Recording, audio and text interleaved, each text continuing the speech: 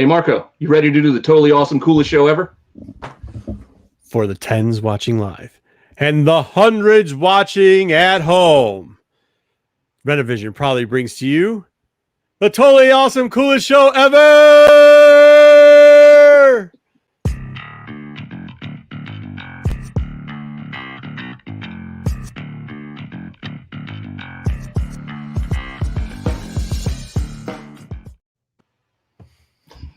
Pete, you got to go back and watch the Wrestling Wars, because I think from now on, that's all I'm doing is Wrestling War intros till you go watch the backlog of Wrestling Wars. I think I will. I'll put them on in the background while I'm still working from home. I was going to give the Outlaw thing where it goes the Road Dog Pete, the Bad Marco, but I decided to cut it out. Yeah, ever. Good. Thank you, Ruben. Ruben, good to see you. Sacred Chat, High Tags, good to see you too, brother. And Tony, it's always good to see you. Good to see everybody in the chat. So we got an interesting week this week, right? We're going to start off with a little bit of news. We're going to hit up something we hit up before, and then we're going to get into a lot of Thunderbolts. I don't know why. I always like the Thunderbolts. I don't know what your opinion is on Thunderbolts. I pretty much like every team of the Thunderbolts. I exceptionally like the original Thunderbolts. Any of the Baron, Ran Thunderbolts, and then the Osborne ones, I kind of like that storyline in there too. Mix it up. So we're going to do that first part of it. We might do a second part 2, where we're talking about like the Punisher and Red Hulk. Mix it up that way too. But we're going to do that through tier list. We got the C list. It's going to have some of those C-type characters in it. And then Pete, we got great response on variants, and it's 5 variants on a budget, but I think you went overhaul, and I think we're getting like 10 to 15. No, this week we'll have 20, a couple extra, but they go together. Well, I mean, extra. What's going on, Firehawk? Good to see you.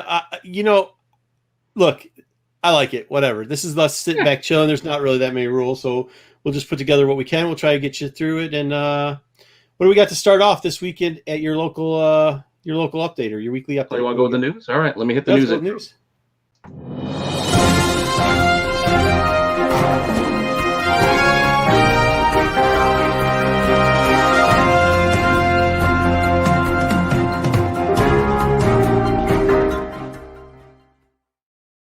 I know why you said, do you want me to go with the news? Because I do what I always do.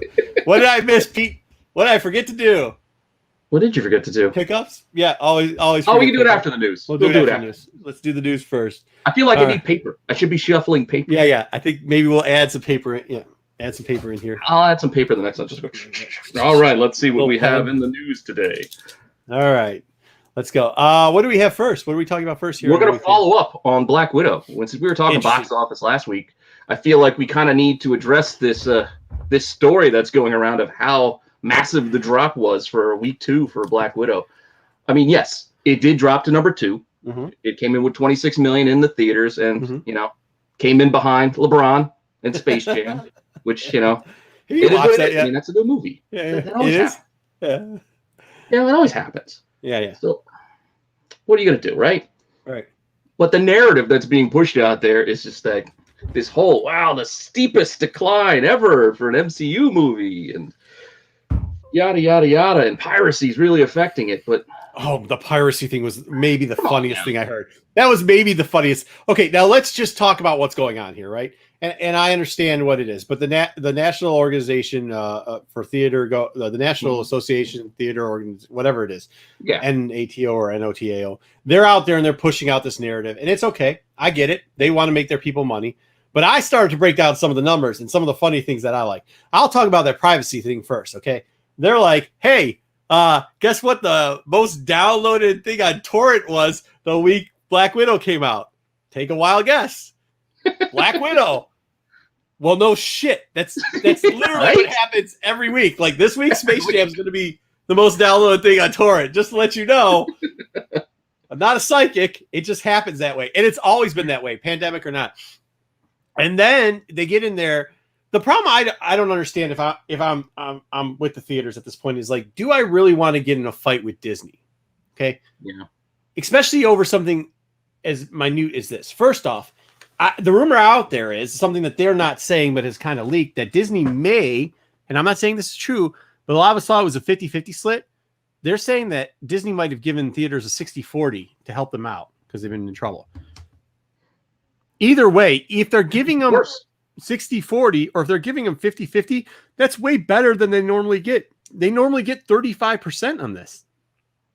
So no matter what the numbers are, you're making more money as a theater just on ticket sales, which, by the way, pre-pandemic, all the theaters ever complained about is it's so expensive to rent the movies. We're never going to make any money. We only make it off popcorn and whatever. Mm-hmm. Okay. Now it's, we're not making a biggest percentage. Now they give them a bigger percentage. And now it's like, your VOD is killing us.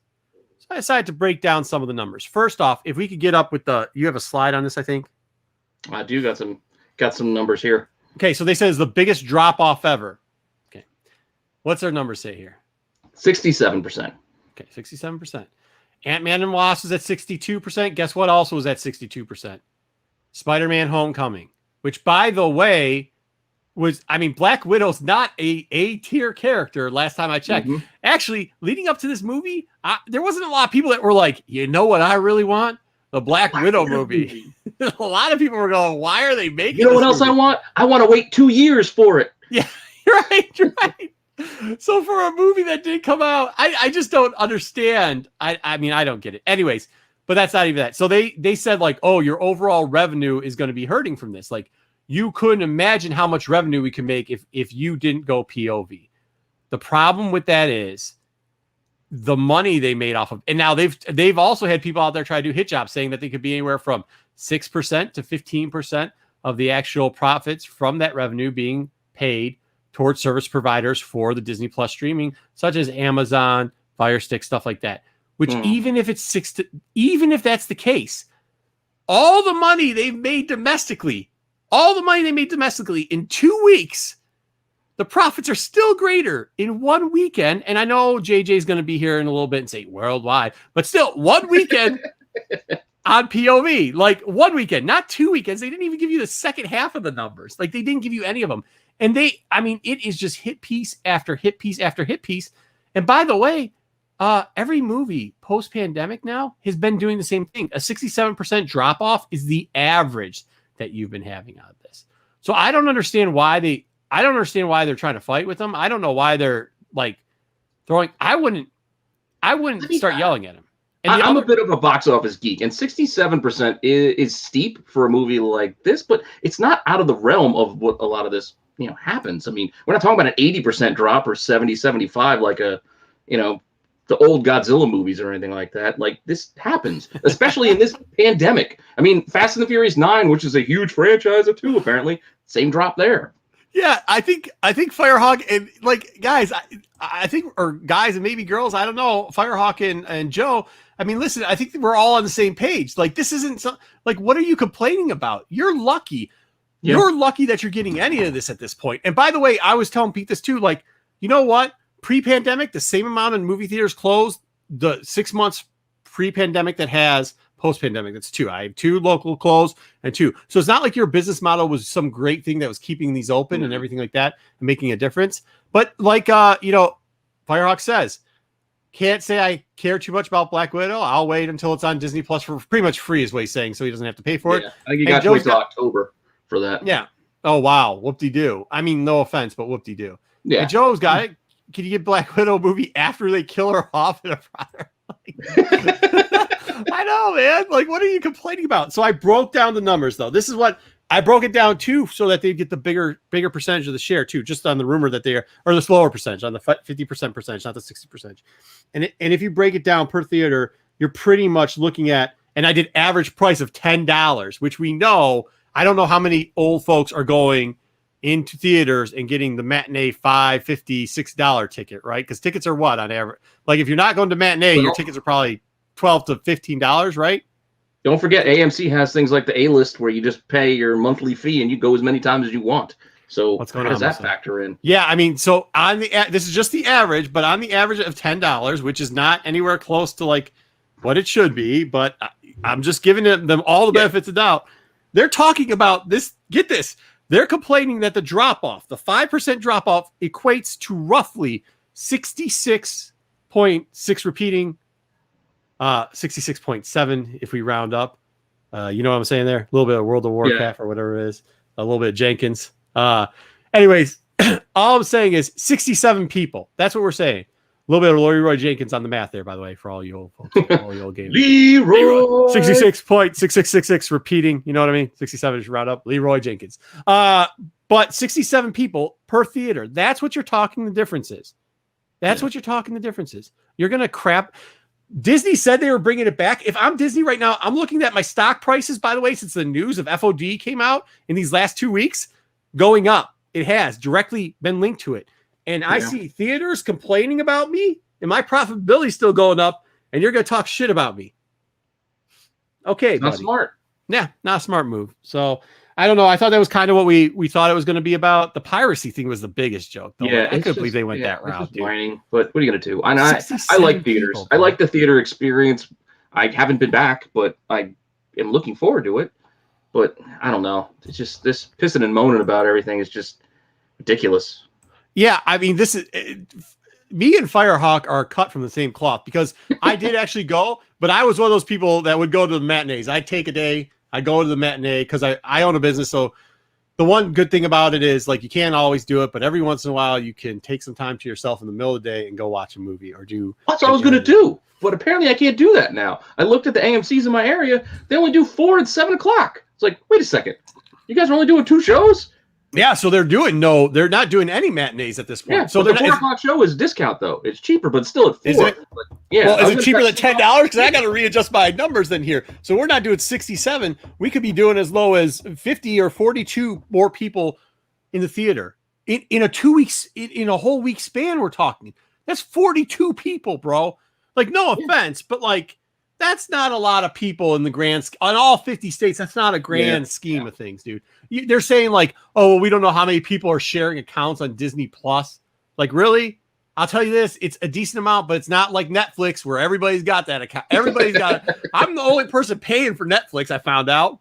Yeah. Like, I'm the only person. I got probably about 65 people on my account. Yeah. Yeah, Hulu too. I'm like, I'm not going to say what I got with Hulu. We're good, though. You know what I mean? We're good with the Hulu thing. We ain't going to talk about that because I don't want to get that revoked like my Diamond Pass. I'm just saying, like, that's kind of crazy when you think about it, dude. Like, when you're going to the farthest extent of blaming those type of things, like, I think you need to give it a break. We'll see what next week does. I kind of want to see what LeBron James. By the way, the difference between the LeBron James movie and this is the kicker in the nuts that they're complaining about. The LeBron James movie, it's 100% domestic theater ticket sales. This last number, this 26 million, right? I'm going to leave you with this one. 26 million. 31 is what the Looney Tunes movie did. Space Jam made 31. I mean, but to be fair, that is free for HBO subscribers. Bro, if you're going to sit out there and say they came in 2, yeah, they came in 2, but they still did 26. Now you get half of that, so you get 13. They still did 13, man. I mean, like, what do you want? I mean, you're $2,000, you're like $2,000 to $3,000 or $2 to $3 million under. No, not even. Yeah, $2 to $3 million. You're $2 to $3 million underneath what you did with Ant-Man and Wasp. Like, that's what we're looking at here.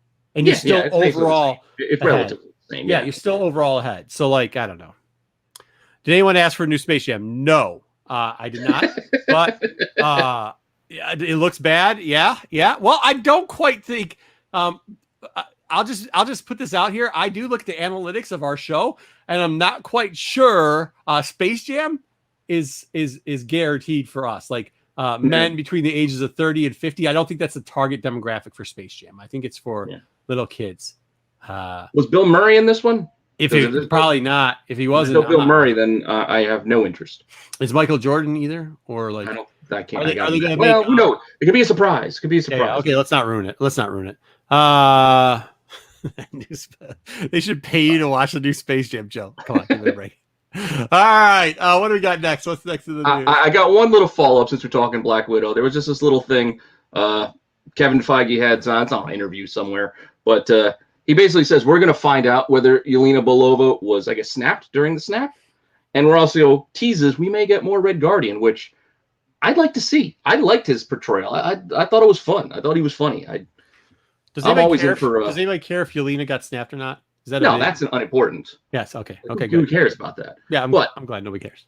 Red Guardian, though. Yeah, no, Red Guardian. Yeah. Good. Like character. we get some more. I want to see some Winter Guard. Yeah. You know, I'm up to see a little Soviet super soldiers possibly. Like this could be some fun stuff. So that's a dollar bin digger if you've ever seen one before. It is. I covered it. Yeah. Oh, I did do it in dollar bin digging before. Sure yep. Good. Go back and watch that one. No, it was a good character. At least they didn't ruin him like they did Kang. I mean, hey, they could have done that. Stop with Kang. Could have made him Willy Wonka. Left off that one. Could have made him Willy Wonka. I mean, I don't even know what to say about that. All right, what's up next? Up next, well, I know you like the next one. We're going to talk just a tiny bit of Venom.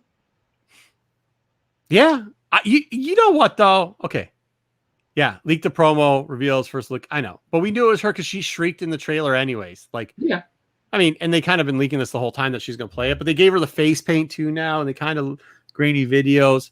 It was pretty cool. It's weird though because she's a mutant, bro. Like, yeah, it's true. I don't know what they're going to do with this because she actually is a mutant. That dates for those people that don't know. Shriek is her and Cassidy are. Hey, what's up? How you doing? How you doing? Yeah. Crazy loves crazy. It's like the Joker, and it's actually not like the Joker and Harley Quinn because Joker and Harley Quinn were kind of like abusive, self-deranged. Yeah, that was very crap and self-destructive. Where they're just two psychopaths that like to destroy shit. So yeah, that'll be fun. I thought it was good. I mean, hey, she shrieked. It's cool. Yeah. If you want her first. That used to be a dollar bin digger. It is not anymore. Not anymore for a while now. You can still find them cheap, but yeah, it's tougher. You know what I used to do? I'm not telling you that long ago. Actually, even after the first Venom movie came out, was like put these together. During the first Venom movie, I used to put these runs together and sell it as a run because you could sell it. Yeah, the maximum cards you could sell it on average like $3 a book if you put the run together, and you can give them $15 anywhere. But I think it's more expensive now. So yeah, a little bit. Yeah, probably. Yeah, but that's good. I think we're okay with the casting on that, right? Everybody is? Yeah. I'm looking forward to it. I mean, I'm just glad they, changed Woody's hair because we didn't get that awful wig that he had at the teaser end of the first Venom.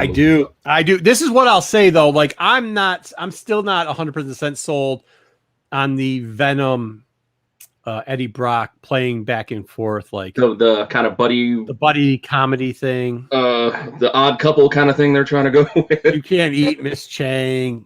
I hear you. They're trying to overdo the comedy a little bit. The whole cooking of the breakfast. We'll see how it plays out. Yeah, that I did not. Yeah, well, I'm a little concerned, but we'll see. Yeah, we'll see. Yeah. All right. Next bit of news. Yeah. Marvel Studios. I like this. Going to make a mini studio for their animation department. I think that's pretty cool.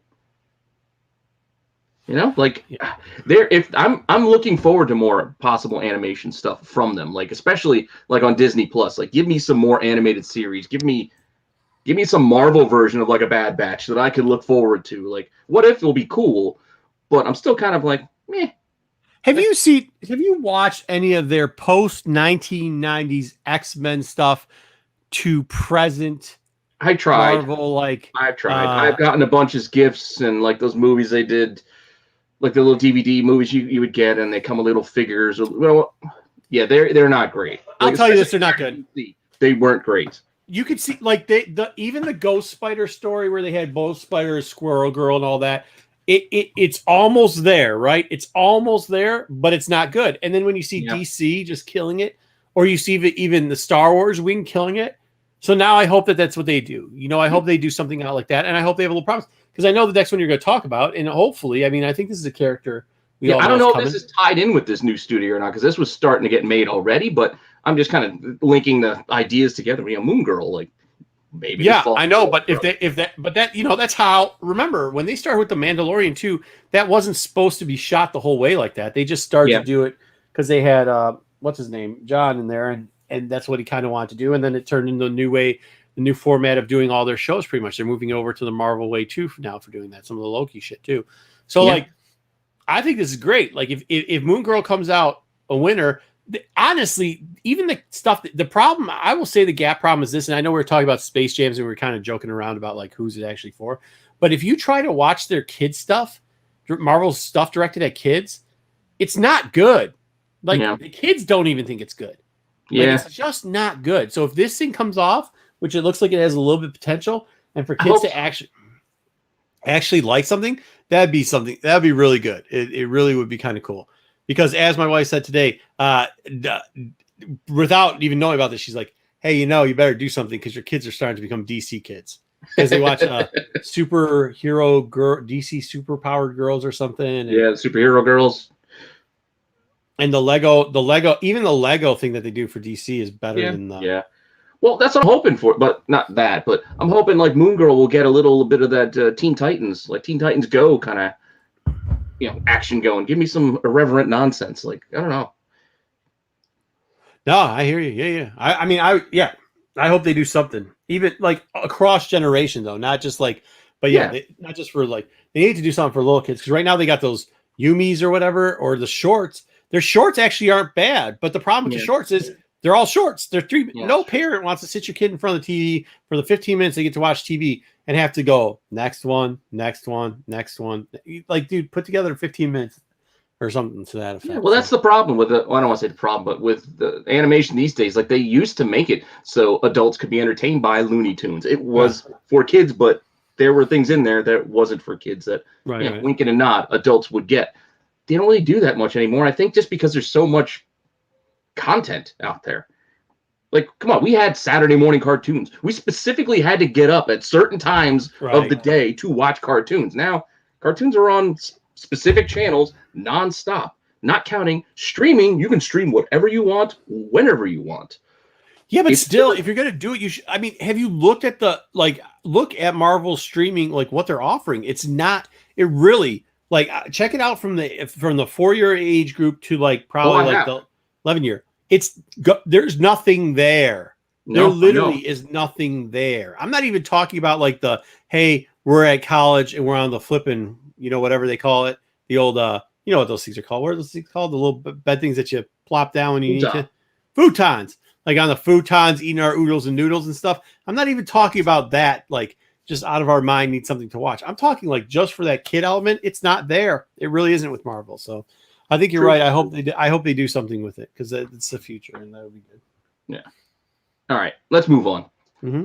Real quick, little bit of news. I think comic book news coming out of here. Gambit getting new powers. I'm intrigued. This is something we talk about the comic book shop a lot. This is something that was going around the comic book shops, asking everybody after they were talking about this. They're like, hey, did you guys read the Excalibur last week? Did you see the Gambit? Gambit's got the thing, and Pete had hit me up with this too. And I was like, yeah, I read it. It was kind of cool. Like, I wonder how it's going to go though. Like, the luck thing was all right. So he stole a deck. Now he has a deck of cards. Yeah, deck of tarot cards. Yeah, tarot cards, which pretty much the tarot card also has some form of mutant on it, and whatever that mutant's power, like it was luck for long shot. Yeah, it's like whatever the card is, it could give him that ability. Like, he needed a door to be unlocked, so he threw the luck card, and it luckily opened. But for those people that are not caught up on Excalibur, maybe we should take a step back. Right now, again, I got hit up on IG about this from I don't know if it's E-Man Tony. I don't know if I'm saying his name right, but he hit me up with this one on IG. So that's where I was like, "Ooh, interesting." Awesome. Put the news. Thank you for that, E-Man Tony. But what's happening is Psylocke is now she's a Captain Britain too. And she is for her part, she's Merlin comes back, and now he's kind of a bad guy, and he's got people trapped up. There you go, perfect. She is in charge of Excalibur. She's in charge of, and she's one of the Captain Britons that's in charge of Excalibur. They have to go take care of Merlin, because Merlin now has become this bad guy who hates mutants and wants to kill them all. They're also doing an M13 roll-in with Wisdom, but the team pretty much has got Richter in it. It's got her. It's got Gambit. I'm forgetting somebody in this lineup. Either way, not a bad read. Kind of interesting what they're doing with it. But they go to Merlin's palace to see what's going on, trying to figure out why he wants to kill all the mutants. And when they're there, they can't get in. So Gambit stole the... by the way, she's working for Saturine. But so that's who the queen of the realm is. And he wants to be the king of the realm and kill out all the mutants. So they go there. He stole the cards. Gambit stole the cards from her, Saturine. And then, got the upgrade. Throws it and unlocks it. We've only seen one card so far out of the Toro deck. I assume we're going to see multiple ones next like that's just a new power. It's kind of cool. I like it, I guess. Joe's unimpressed though. Joe doesn't. Yeah, he doesn't. That's fine. It's actually you should probably read it. It's better than. I got to go pick it up. I do want to kind of check it out. I dropped off of Excalibur just a few issues ago. I'm like, you know what? I can't keep buying every X title just because they're X titles, because I'm not I'm so far behind on reading that I was just putting them in a box and stacking them. They did some. It was kind of crazy though. They did Richter. Richter fucking made a hole to get escape, and they took a train underneath the. That's a little crappy. Not probably the best title, but I'd say probably about the 4th best X title. So, so middle of the pack then. Middle of the pack, yeah, middle of the pack, not the worst. All right. Yeah, but I mean, how many times are you just going to throw a card and go bang? I mean, I don't think this is going to last forever. I think this is. Yeah, you got to think. Well, also, what happened? He throws the card. Does he get the card back? Does he go run and pick it up, put it back in the deck? Like, I don't know. The other cards. It didn't look like it. It looked like when he used it, it was gone after that. It looked like so this kind of has to be limited time only. This is reserve these. I think it's only for the storyline, and the storyline isn't as bad as I made it sound. It actually is a lot better than that. I think there's just gonna be a big fight in the realm. Oh, by the way, can I spoil it? What happens? I don't care. Cover your ears if you don't want to hear it, guys. So then Merlin has somehow kidnapped Boomerang. Yeah, no. Boomerang Gambit. That's not it. But King Arthur is coming back into the series because he has had him trapped in a cage for a long time.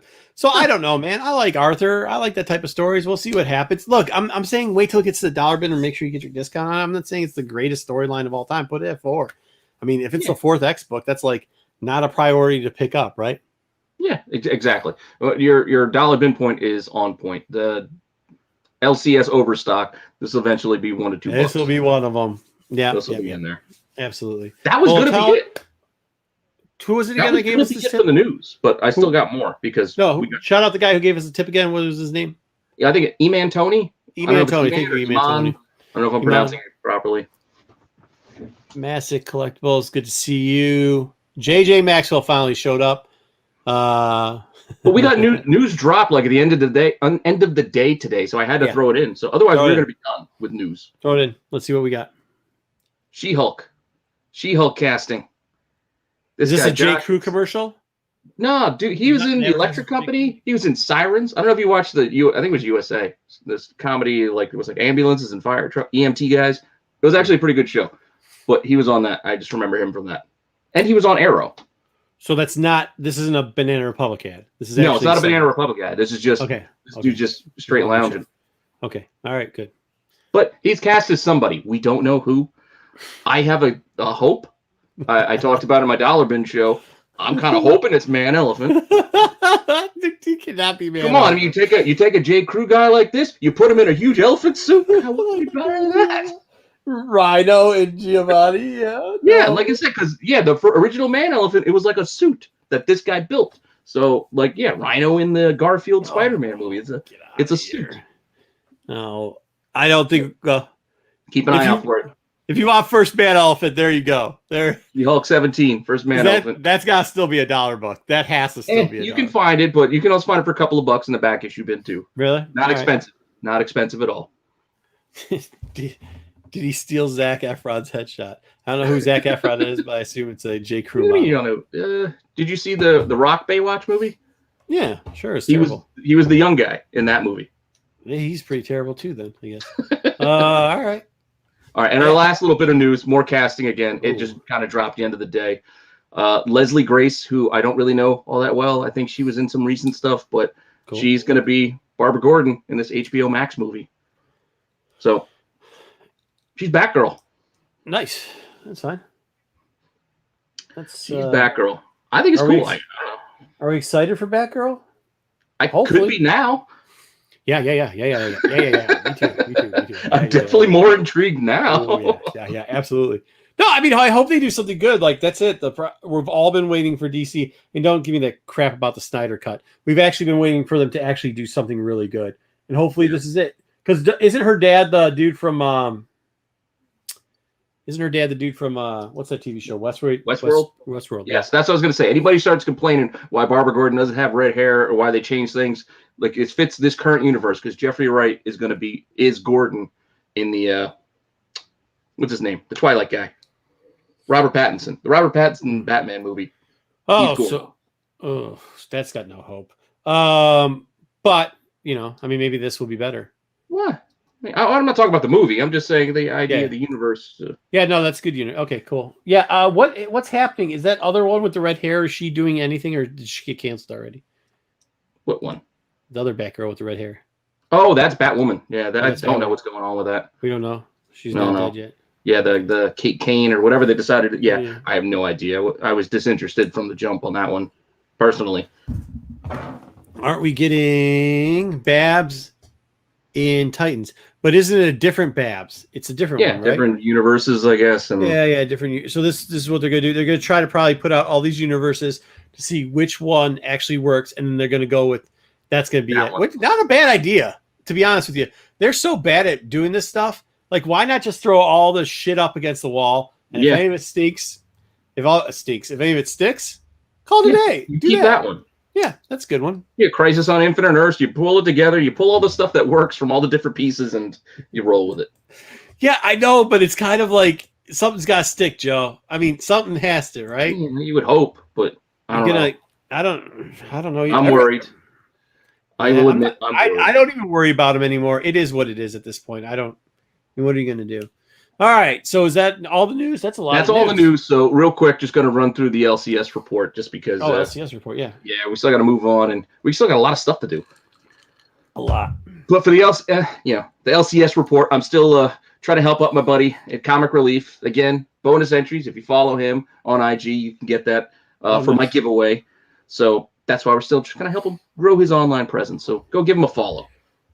But I asked him, because he's got a shop now, like, what's the stuff that's selling out in your shop? Like, what stuff are people calling in? What are they asking about? And he told me that the second print for White sold out, which I'm not surprised because controversy sells and second prints sell these days. So, well, the first shot. I'll tell you this: the first print, the Red Book, a lot of them were damaged, anyways. Yeah. I mean, it was kind of a crap show how they were being sent anyways. I know there's a lot of rebacks, so I'm not surprised that this book went out there too. All right, what else do we got?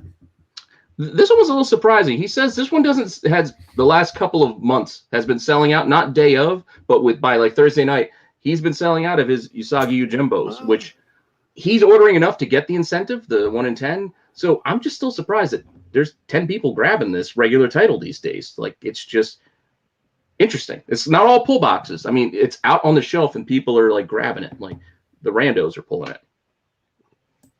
So surprised by that. Yeah, Joe, I wouldn't doubt that that's the case on the second print. Yeah. That it's unlimited. It probably is. I don't expect much from DC show movies anymore. And then he said today, this Gods of Brutality from Scout had sold out. Whatever. I have no idea what this book is. So many weird indie books these days, but apparently this thing sold out today as well. I think there's more than one cover as well. This Black Caravan imprint on Scout. I don't know. JJ's got an interesting question. He wants to know if Ruben won Pete's giveaway yet. It hasn't even started yet, JJ, so don't worry about it. He can't win until it actually starts. Yeah, we still got till Saturday. Everybody still got a chance to enter. Everybody's still get a bonus entry here too. There's going to be a bonus one coming in here, right? Oh yeah, right after this next bit. And the last bit is even though there's not a book this week, he tells me every day he has calls coming in and moms coming through the door asking for Batman Fortnite comic books. They just come in droves. Yeah. And dude, when they get it, they're so excited. Dude, every other Wednesday. I mean, they're just sitting out. There's lines now because of it. It's like you just can't. I'll tell you this. You know what's it's whatever. Maybe Nash should learn to put like 0 point on his crap because his little scam thing isn't sell. But this book, bad idea. Maybe we need to put some video game codes on our bad idea. That's what you should have done with your bad idea. That's what you should do with your instead of like, oh, it's our last episode, but it's our third to last book with the 5. Oh my god! Did you see that sticker? Somebody paying like $50 for a sticker. Oh, the pin sticker or whatever. Yeah. Are they actually paying for it? I don't know. I'm just saying they got bid up. Who knows? Who knows who could be bidding? You know what? There was last week for that. There was one person waiting. One. I mean, like, come on. What are we doing here, people? Yeah. All right. Anyways, it is what it is. But 0 points still going strong with the moms. Definitely. They're keeping their kids quiet, I guess. They just put them in a room, let them play their video games, and they don't have to be bothered. Yeah. But on that note, again, about LCSs, that's where we're going to take this bonus entry opportunity for you guys. So you guys here with us in the live chat, you can do it right here, or people watching it on the replay, you can do it in the comment section on the video. Shout out your favorite LCS. Tell us to shop. I mean, if you want to give whatever information you want to shout out your favorite LCS, and you'll get a bonus entry into my giveaway. That is, you can see there's a collection of J. Scott Campbell signed books, which is one prize option. The other prize option is the sold-out CBSI Nottingham #1 variant. The Nottingham's winning, so the Campbells are probably getting put in the 1,000 giveaway pile, but it is what it is. So if you want to get a shot, go to the main page to enter if you haven't entered already. But if you want to get a bonus, it's that simple. Tell us your shop. Shout them out. There you go. That's a good one. Awesome. And that is your weekly update. All right. From weekly update, we are going to go into what do we go? Are we going into variants right off the bat, or are we going into tier? What do we do? You want to do pickups real fast? Oh, pickups it is. Yes, pickups is fine. All right, here. I'm going to run, even though this is for my personal pickups, we'll use it for us. Pickups.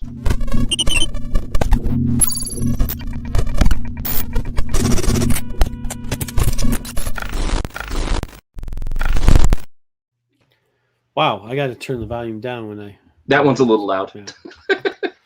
All right, Pete, what do you got for the old picky-a-roonies? I was going to say, you want me to go first? I only got a couple of comics. I got a couple of comics and a few toys just to show off. Right, do it. Show it off. Covered on my... here, I'll do it so it's... Yeah, there you go, big and little. Covered on my Chasing Ghosts video, I did manage to get myself one of these Jim Lee Modern Warfares because it wasn't cheap, but I was willing to pay the price that it was. So I said, you know what? I'm going to go get one because I want it. I'm a big Jim Lee fan, and this book is tough to find. I've looked. I don't see it in my shops, so I'll buy one online. So I picked that up. And then the other thing that I'm a fan of is David Nakayama, as well as Masters of the Universe. So I made sure to order his variant for the He-Man book. Oh, okay. Cool. Which I thought was kind of cool. I got these from Bird City because, friends of the Tales, on the channel and everything. So I figured, you know what? Help them out. I'll order from their from them and pick those up. So came in, packed beautifully. They do. No complaints there. No, yeah, they do a great job in packing. Yeah, definitely. That's definitely. Cool. That's the only real pickup. I mean, the other stuff was the cheap pickups, which I do a whole show about that. So I can't show any of that. So I will. That's all right. What do you got? Toy now? I got toys though. Let's see. You want to see toys? Yeah, I still got toys. Okay, let's see some toys. Even though I'm far behind on watching this wrestling promotion, my father still knows that I do watch it and keeps finding stuff in the store and asks me, do you want this? And I go, all right, fine. So Sammy Guevara, AEW figure. He says it sells all right on the aftermarket. I have no idea. It's just going to go in my box of AEW figures. Did he write you a note and drop it in there? No, he gives it to when because my pop still picks up a oh, no, hold the box back up. What's that? Oh, no. He would do during commercials, they would show like live wrestling, even though the sound wasn't there. So he would show signs that he would be like talking trash, or he'd have a whole little shtick on TNT where he was flashing cards, sending messages during commercial breaks. I don't get it. Which was kind of interesting. That like in excess video, basically. That's what he was doing. Or the Love Actually little bit that Andrew Lincoln ripped off. To go with that. For the movie, starting on Friday, I grabbed the Storm Shadow one. Nice. I got Baroness and Snake Eyes. I think I showed those already before on something, but I got the Storm Shadow in to go with them. And then with that, we talked about them on Star Wars show. I like it. Jax. I got mine right there. Okay. Open it up. You see he's inside. Nice little container box. I had to watch because I got two of these. I'm only going to show you one of them, and this is the last one. I got two of the malls. Mm-hmm. When I got it shipped to me, it was in the box and it was outside. I started to open it, and like the glue, I think, got heated from being out in the heat. So I was like, "Oh, I'm gonna stop." So I better make sure that the glue held. I don't know. It's still giving me some resistance, so I'm not going to open that one. Okay. I don't want to rip the glue off completely. But this one's going. All right. So this one opened up. So again, you got the mall. You can open it up. See, you got shirtless mall. Yeah, sure. Ready for beach season. Yeah, are you gonna open up one of those so we can pop the head off and see if it's the fake ones are the same as the real ones? Or Like this guy? Yeah, like that guy. I have a fake one too. Direct from China? Yeah. Well, you should do that one day. We should pop that off because I actually still got this guy. All right, cool. Direct from China for $2.99. All right, that's cool. That's good stuff. All I have, and Pete makes fun of me for this, but this is out of the 50-cent bin fodder. And I'm just picking them up because like it is what it is. But Dark Hawk #4, first Savage Steel. Yeah. We ever get our Dark Hawk movie, which we're probably never going to get. We might. 5 first Portal. All right. Oh, there we go. He's been too fast. I know. You guys really care about Dark Hawk. Hey, they're good books because apart from 1 and was it 50, I had no idea the books. I actually texted Marco, asking like, "What are the Dark Hawk books I need to look for?" I mean, for a quarter, 50 cents, Lodestone. Yeah. I mean, you got that one. That's probably going to be one. And then always, I just 6. There's no relevant importance of 6. I just pick it up because the Daredevil, Daredevil cap cover. Yeah, people like those multiple covers. I like them, so I do too. I mean, for like. What I think this cost me a whole $2. You know, bought worse. I bought worse, but that was my pickups for the week. We'll talk more about it, but I'm going to a con this weekend. We'll talk more about that later at the end of the C list. Okay, cool. So what do you want to do? Do you want to do variants? Do you want to do C list? Do you want to do tier list? It doesn't matter. I'm up for whatever. It's our show. We can do what we want. Let's do. What do you guys want to do? You know what? Why don't we do tier list so they know the characters we're going to talk about? Man, I didn't even go through the tier list. So I don't even know what we got. All right. Oh, well, the tier list. So let me make sure I got. You got it going? Mm-hmm. Well, I don't have the list, but I got the list. No. But the. What the heck is it? The intro.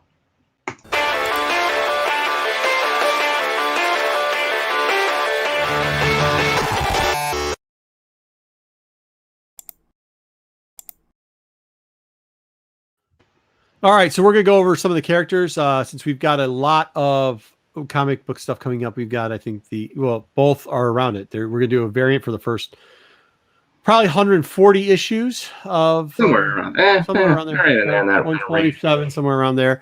This is we're also going to do that for the kind of the characters of it. For those people that don't know, Thunderbolts, I don't know, kind of like there's a lot of stuff right now in the Marvel universe that is kind of linking towards the Thunderbolts. There's definitely an option for them to do a Thunderbolt type thing. Obviously, we saw Baron Zemo come up in Winter Soldier. There's also a link to some Black Widow stuff in here too. And there's just a whole rogues gallery of different characters. Thunderbolt Ross. And we're not going to go as far as Thunderbolt Ross yet, but not today. Not today, but but we're going to go pretty far. And a lot of this had to do with, it was a break off of the Masters of Evil. They just kind of took some of the original characters from there, added Zemo, and came up with a new squad, changed their names around for a little bit. So we're going to go by the main names here. We're going to start off with, should we start off with one of the biggest ones? Whatever you want to. I wonder what people are going to think about this. So you got to tell me what the chat says about this. We're going to start off with Citizen V. For those that don't know, Citizen V actually turned out to be Baron Zemo. Now, why I like this character, I think it's S, is because it's not just that they did a great job bringing him forward and that he's got 2 callbacks. So the Citizen V was one callback to his dad, but also Baron Zemo's helmet, his original callback to his first appearance, because his first appearance, he showed up as the Phoenix, and then it wasn't until much later that he showed up in his original costume, and then after that, they gave his name. So it's kind of cool because they did the same thing with Citizen V, and if there's anybody who is kind of on the S tier, we might not even get an S tier here, but if there's any character that's on the S tier, I think he by far is the S tier. We'll get an S. We'll get another S in here, I think. But I would put, out of this team of everything that's here, well, I'm just going to put it in the middle just so I can scroll up. But I would probably say that Citizen V gets that S tier. I mean, he was the leader of the team. It was the big reveal. Like the main image that I sold this show on was based on the Zemo reveal. Yeah. It definitely was. I thought they did a cool job on that. Oh, I'm looking down the whole list. Yeah, we're definitely going to get some other good ones in there. So why Maybe don't we go not through their relation to Thunderbolts necessarily, but no. So for Thunderbolts 2, I mean, we're starting off at Hulk 446, right? Like that's what everybody knows it for, that team right there. So why don't we go through the rest of that team real quickly? Citizen OG. V's leaving it. Then next we have Goliath / Power Man / whatever else he was / Atlas in this one. I don't like that character at all. I don't like any of his names. He was the smuggler too. I've never really liked him. The smuggler. That's right. I always thought he was a knockoff from Hank Pym and not a good one. And doesn't he die at one point? Doesn't somebody squash him? Yeah. Maybe. No, wait, does he die? No, the other Goliath died. The other Goliath died. See, he even got the other Atlas dies too. So, like, I mean, he's not even original. I have him either C at best. I was middle of the road, but I'm fine with C. If you want to go to C, go to C. Because like I said, he's just the big guy, generic big guy. Now, a guy that I'll put in B, Mach 1, but we're also considering Mach 2, 3, 4, there's like 5. I just did one because there were so many. We can go all the way to Mach X. All the same guy. It's originally Beetle. And I think he's B tier. He's actually like the opposite Iron Man. Not bad. You know what I mean? Not a terrible character. I think he's a solid B. He's a solid B type of guy, I think. Okay, so Meteorite, who originally is Moonstar. Wait, yes, is originally Moonstar. Yes. And wow, is she just, this has got to be the 90s picture of Moonstone. her, right? Moonstone, yeah. This is the 90s picture of her? I think so. This is just, I was trying to go with the theme of the white background. But very important character. She actually takes over the Thunderbolts later on, especially right before the Ross stuff. She also dates Hawkeye for a while. I got her B, maybe solid B. Yeah. She led the team, like I said. That would keep her there. B out of that C range of Moonstone. So who cares? That is Moonstone. Songbird. Okay, so this is the thing about Songbird. This used to be like Screaming Mimi, the wrestler. Which makes me think of the first Chevy Chase vacation movie. Screaming Mimi! The roller coaster. He's so excited to go on. And then she turned into Songbird, and Songbirds had, I think Songbird as a whole, they never, like some of these, like Meteorite has gone back and forth between the Moonstone persona and Meteorite. Citizen V went back to Zemo. Atlas has done both a Goliath rebirth and stuff like that. Who cares? Smuggler but again. I think we have to give Songbird an A because she stayed Songbird. Yeah, no, I would have said that. Once we got through, I confused them in my head for a second there. I was like, once we got to the female character, yeah, you know what, Songbird, I would. Screaming Mimi. Plus, she was a wrestler. Screaming Mimi was a wrestler, which is amazing. So she gets the up tier right there quickly. Next up, we have we're good. By the way, everybody, if you guys disagree with what we are saying, where we're ranking, tell us in the chat. I think we're gonna get more love when we start getting to the Norman Osborn. Because we're hitting Marvel villain heavy hitters. So Techno, pull him up. I got to pull him up so I can see who he used to be. He used to be. Jesus, who was he? The Fixer. The Fixer. That's right. He was the Fixer. I actually kind of like him in this. He's a knockoff Forges type character. Kind of also like the Prowler. I put him in B. Solid B. Solid B. He's a middle of range guy. Solid B. Not awful. Did he ever go back to being the Fixer? I don't think he ever went back to being the Fixer either. He might have. Next up, Jolt is C all day. Nothing. Just. I think the next one too. This one, Charcoal. I think it's almost in trash, to be honest. Yeah, I don't even know who. I don't even remember Charcoal. It was like Charcoal and Jolt were like the two that came on afterwards. Yeah, they came in like a few issues in, like the Charcoal ended up dying, I think, or whatever. He was just he burned out. Character. He just he turned to ashes. We trash put him down there. We couldn't even see. No, trash him. Let's trash him. I'm fine with trashing Charcoal. All right. Sorry, all you Charcoal fans out there. We're going to have... Oh, I see. Yeah, we do have some S's here because there's one character that people are going to be chiming about. But I don't know... Someone does need to give Jolt a sandwich. That is a good point. I don't know if we can S tier this character on this list, so it might be controversial. All right. First off, Norman Osborn. Tommy Lee Jones. Norman Osborn. This would be during. This would be after Dark Realm. No, this. Dark Reign. Yeah. This would be after Dark Reign. This is Civil War time. This is around Civil War. It's after. Yeah, it's after Civil War. What's after that? After Secret Invasion. It's after Secret Invasion. He kills the Skrull and becomes a hero. Leads Hammer. Yeah, and then the initiative. Then he starts to lead the initiative too around that time. Yeah. I would give him A. He did a good job leading the team. He was kind of screwed up and whatever, and you couldn't tell if he was actually. Yeah, we can't go S with Normie just based on Thunderbolts. No, we can't. Like if we're talking like Spidey run. That's not even the character I'm talking about. This character though. Oh, I know, but I'm just saying about Norman. Like Norman would get a bump. I think we were talking Spidey, but. So this was Penance is actually Speedball, and for those people that didn't know what happened in Civil War, Speedball and the rest of the what the heck group was it? You think with Night Thrasher and everybody New Warriors.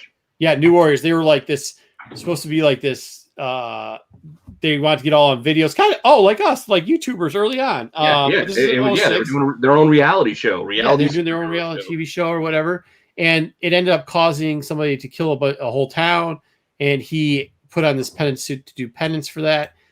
Stanford, Connecticut, I think it was. It was. I actually like this character so much. I would like to put him in S tier, and I would like to see anybody disagree with it. For Speedball's sake? He was Team Jones. No, for penance. Like, I actually think the character, like how they did it and how he did the penance thing in here was good. Okay, maybe not. Maybe A. Can we get him an A? I could give you an A. He definitely is one of the more interesting characters. He was. He did a lot of character development with him. I think he was a good character. Even though he was a character that existed before, it wasn't like they weren't leaning on a big name like we'll see with some of the other ones. Like he was a character that existed before, but they made that existing character a lot more interesting by what they did. So I will give you that. Penance was based. Okay, Speedball existed, but Penance was literally, I mean, they did like a mini on him based off of the whole thing and going into Thunderbolts. So, Radioactive Man, especially in this timeline, he was, I mean, you could put him in the trash. You could try to save him out of the trash. I don't need to save him. I could care less. No, okay, good. He was terrible in this. Swordman, on the other hand, was probably B in this Thunderbolt run, B at the lowest. I think B at the lowest, pushing into the A category through the Thunderbolts. Really? I was just middle of the road kind of. His other runs were crappy, but in Thunderbolts, okay, well, yeah, I mean, that's fair. What's I mean, B? I'm good with B. I'm not at an A for Swordsman. Okay, so I didn't think this next kid, this is where we're going to get into it, because everybody's going to yell S. And I'm going to say, no, but I'm talking about in the Thunderbolt, like, initiative run. Okay? All right. Well, yeah, let's get to it. I figured. That's disclaimer. Here we go. Yeah, Venom. Kind of B plus-ish, A. I would give him, I think who he is gives him the bump to A, but not the who he is, because isn't this Mac Gargan? Yeah, I think so. Yeah, this is a Scorpion version. This isn't Brock. Like this isn't. This is an Agent Venom. This is Mac Gargan buying the Venom symbiote at a supervillain auction to become this character. Like Not it wasn't. Actually, that's why I'm keeping him B. I don't even think you get A out of that. I think you got to keep him B. I could be with you on that. Let's see. We'll aggravate everybody on the chat and we'll start getting calls for A. I wouldn't be opposed to the A, but. Yeah, I mean, it wasn't a great run for him. Bullseye, on the other hand, arguably one of the best runs for Bullseye. I mean, arguably one of the best runs for Bullseye. Well, his original run, no. The Miller. Yeah, the Miller run. Miller stuff aside. I'm saying, like, after the Miller run, like, arguably one of his best runs. It's not his best run. It's arguably one of his best, like, top 3, top 4 runs was Bullseye, and how they portrayed Bullseye in this run. I have him in S tier because of that. Because if you put him in the top 3, top 5 run, yeah. I thought it was that good. I really did. Strong A. I'm a big fan of Bullseye. S. I'm not even the biggest fan of Bullseye. I just thought I thought this is one of his top 3 like arcs. Like this was that good of good stuff for him. So. No, but we can put him. I mean, I think it was S. I don't know. I am man. a fan. All right, there we go. S tier. Yes, there we go. That was a good bullseye run. Wrecker. C. Just C. I mean, he was decent. He's about as good as part of the wrecking crew as he can be. I mean, but usually the wrecking crews are the trash can. So, like, I think C's a big step up from. Did you freeze? Awesome. Well, we'll wait for Pete to come back from freezing. That's a nice pose. In the meantime, we definitely are going to have a couple things coming up. We're going to have the 5 that comes up, and we are going to have the. All right, Pete, good stuff. We're also going to have the variants that come up. Either way, Wrecker, I think, has definitely got to be in the C tier at best. And then we have Ox. Ox, this is one of the original. This is one of the original characters from. What was that group's name? It was in Spider-Man. Also, I think he might actually get trash. Ooh, we lost that. All right, this is what we're going to do. Since we lost Pete, we're going to get into. Let me share my screen real quickly. We're going to move along. Pete should be back in a minute, but we're going to go into the C list. And we'll hit up some of our C-list characters till Pete comes back. No, I cannot see chat then. Oh, did Pete come back? No, still not back. All right. Screenshot Pete is... I should screenshot him in the post. All right. The C-list. Let's share this. Let's see what we got here. All right, here we go with the C-list. Not the A-list, not the B-list, not the D-list, but we got the C-list. The C list this week, obviously, we're going to talk about the Thunderbolts. We had talked about a lot of the original team already, but that's not what the C list is about, obviously. So we're not going to be covering that book. We're also not going to be covering first appearance. We talked about earlier, too. Zemo, that's him right there with the gun when he was Phoenix. They didn't name him yet. We're not going to talk about that book either. He's too A-list of a character. We're not either going to talk about when they actually brought him in his first appearance, or just because they're cheap. You know, I got 5 on it. $5 books. No, we're not going to talk about those either. Those aren't the requirements. But we're going to. Oh, you missed a lot. We got to the C list because you got killed. You got knocked off for a little bit. I got kicked out. I thought you were frozen for a second. I'm sitting there talking and trying to fill time. I'm like, wait a second. No, you definitely got the bump. You got the bump. Me. So I started to cover C list. Should we finish up with C list or should we go ahead. Keep running with the C list. Okay, so we're in C list. No, wait. I was not thinking really hard. There we go. I gotta get back into it. So what instead we're gonna cover is kind of the rest of the characters in the C list and talk about why we like them and everything else. So these are typically books that are like we're gonna keep it around the $50 price range. It's gonna be their first appearances. There's gonna be certain things about them, but it's not the main characters. It's gonna be like the Moonstones of it. It's not gonna be the Barons. It's gonna be this type of stuff. This one actually is a book you can. I mean, honestly, I know that it's like a twin for this with a stamp in it a lot of times, but you can still find this in like the 5 and under categories in a lot of these Captain American and the Falcon runs. It's Captain American 192.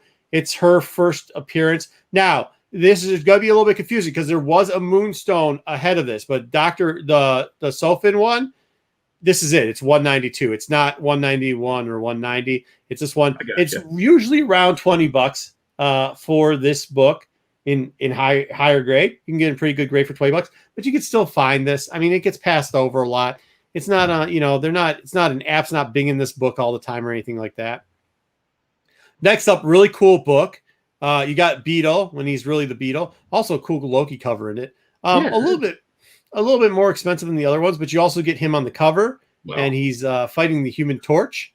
It's a 12 center, It's a 12-cent Strange Tale, so it's not going to be. It is. It's not going to be. It's Strange Tales 123. But this is what I'm going to tell you. It's not a dollar book, but you could get a good mid-grade. And I'm talking like 6-7 on the mid-grade, under 40. And to be honest with you, this is what I do a lot of times. These are the ones where you want to buy them for raw. You want to get them for under 40. You want to talk them down. They got them ranked as 6. You want to be like, I think that's a 5. And these are the ones where like everybody's always like, that book just needs a press to clean. Typically, these are the ones that need a press and clean, and you'd be surprised at what you get out of it. But for mid-grade, for good mid-grade in Silver Age, in 12 cents, under $40 is kind of where we're looking at for this book. And to have Beetle, a character that's been around that long, has been in Strange Tales, just to get a pretty good copy. I mean, we're talking sixes and sevens, but 6.65 in this era, you're getting like still a little bit of, darkening on the pages, but the covers don't have too many breaks on them. They're pretty clean, maybe some smudging. Might get some chipping. You might get a little chipping too, but definitely presentable books. Presentable books, and not books that are braille and falling apart. In really good shape. So there you go. That's Beetle. I don't know why I did under 40 mid-grade. I just thought that was kind of cool. I don't know. Maybe I'll change that a little. Next is by it's like a gas pump. Next is by Screaming Mimi, which is Melissa Gold. I see you had her in the other one. I have her in the wrestling outfit. I had to show the wrestling outfit for her. I just think of Chevy Chase, Screaming Mimi, and then they put John Candy on the roller coaster with him. So her first is Marvel's 2-in-1, The Thing in Deathlock. That's a hot book that everybody's looking for. Deathlock, I do think dies in this book.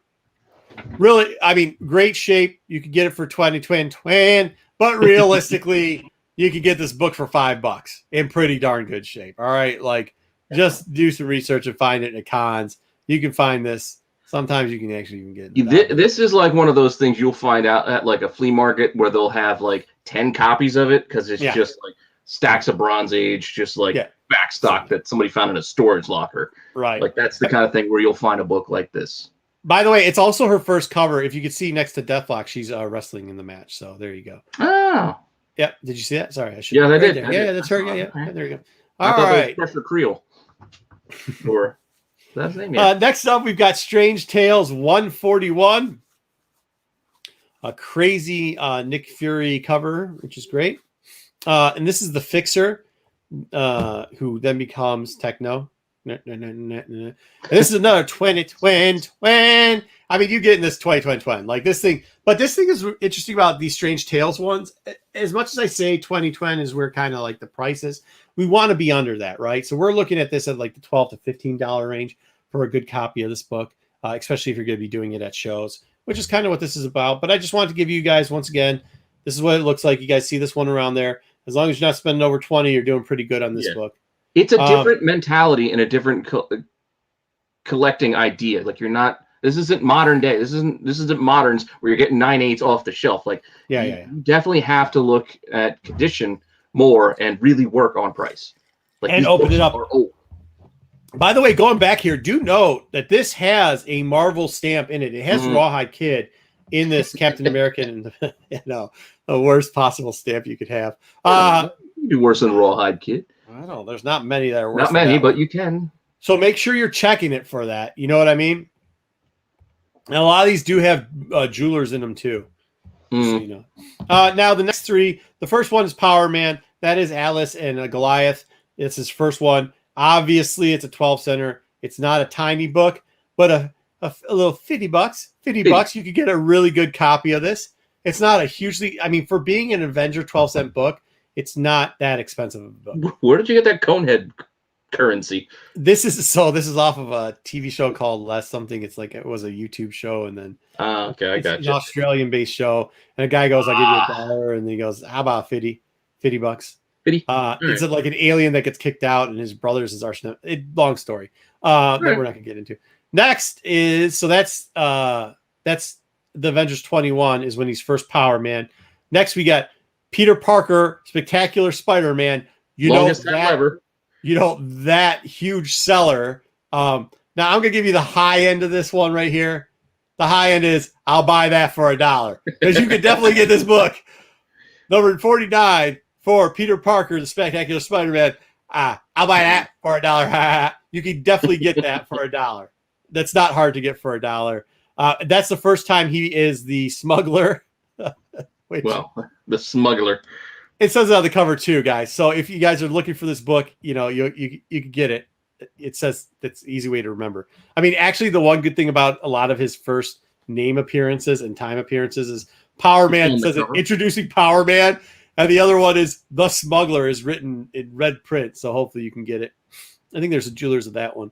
And the last one that you might want to collect, if you want to collect the whole set of his first renaming appearances, is probably the Goliath. When they name him the Goliath, is Iron Man Annual number 7, and it's below $5. This is another, like, I was gonna say I'd buy it for $1, but it's really a $2 book, maybe. So you can get it for $1. You can still get in good condition for pretty cheap. And by the way, like, who's digging through Iron Man annuals? To be honest, not many people. Not many. I can't think of any. Are there any good Iron Man annuals? Not that I can think of. No, this one, probably a good one. That's a decent one. Whatever, for $1. I mean, it's priced. I'm talking about, like, you dig through the Avengers annuals because you're looking for first Rogue. You dig through the Fantastic Four annuals because you're looking for, like, a, Annihilus or something. Like, right. I can't think of a Iron Man one. Like, oh yeah, get that Iron Man annual. Right, right. Well, now you do. If you get it for $1, by the way, price of the book when it first came out, $1. So if you can get it for under $5, you're doing pretty good. Get it for cover. Yeah, get it for cover. Try to talk it down for cover. Get it thrown in. Either way. Next up, I just wanted to add this because, like, the Jester was definitely the knockoff Joker. He's not that good, but he shows up a ton.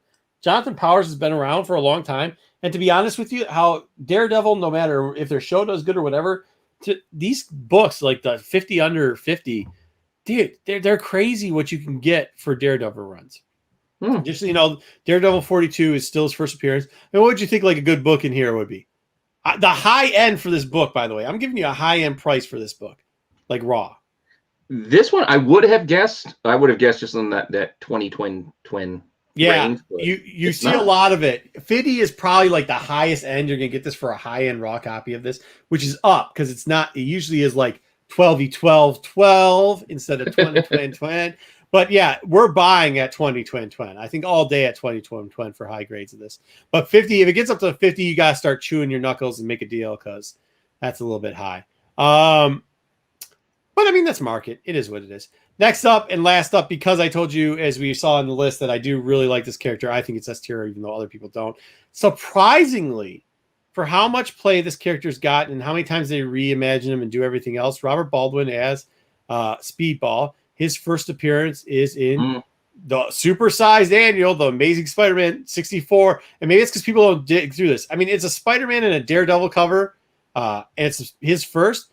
And I give it a 10. Because usually you can get for $10 or less. I mean, you can get this book for less than $10. I bought this book for $2 before. And in good shape. It's a bigger book. It's 64 pages. So just know that. But you could definitely get it for under $10. And then Frontline is the first time he's Penance. Frontline number 10. And that's I'll buy that for $1. And I do buy that book for $1 a lot. Yeah. Yep.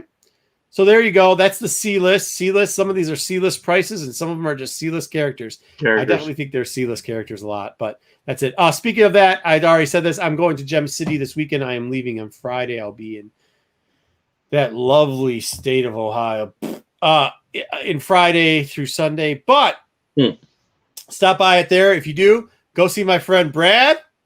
Hey, Brad's Comics and Collectibles. You'll see him there. This is what looks like. Tell him Marco sent you. Say hi. He does a good job with his books. Well, if you can't see him there, go over there and see him at Brad's Collectibles on Facebook and go look at his store. I will be spending some time with Brad. He's a good friend of mine, and he will be at Gem City too.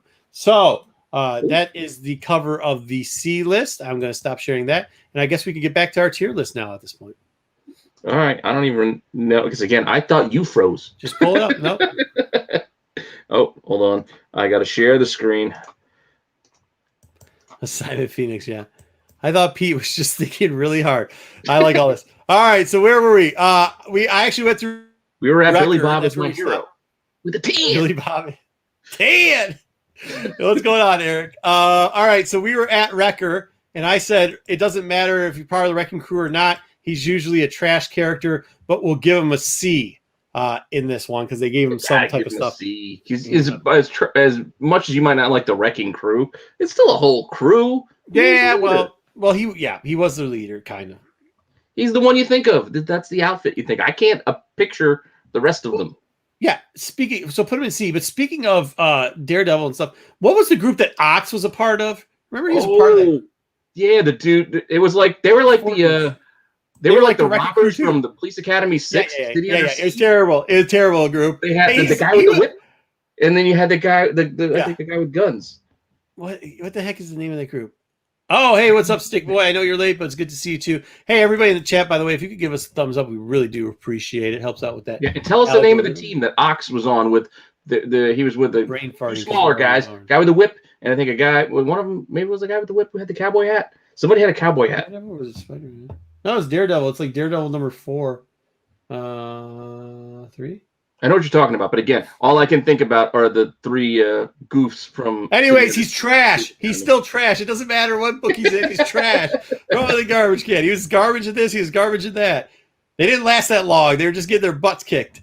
All right. You gotta have those guys. You gotta have the Jester. Jester, on the other hand, hey, because you know what? Like, you know what's better than Joker? Jester. Not really, but he's definitely a C character. Yeah, he's been around for a long time.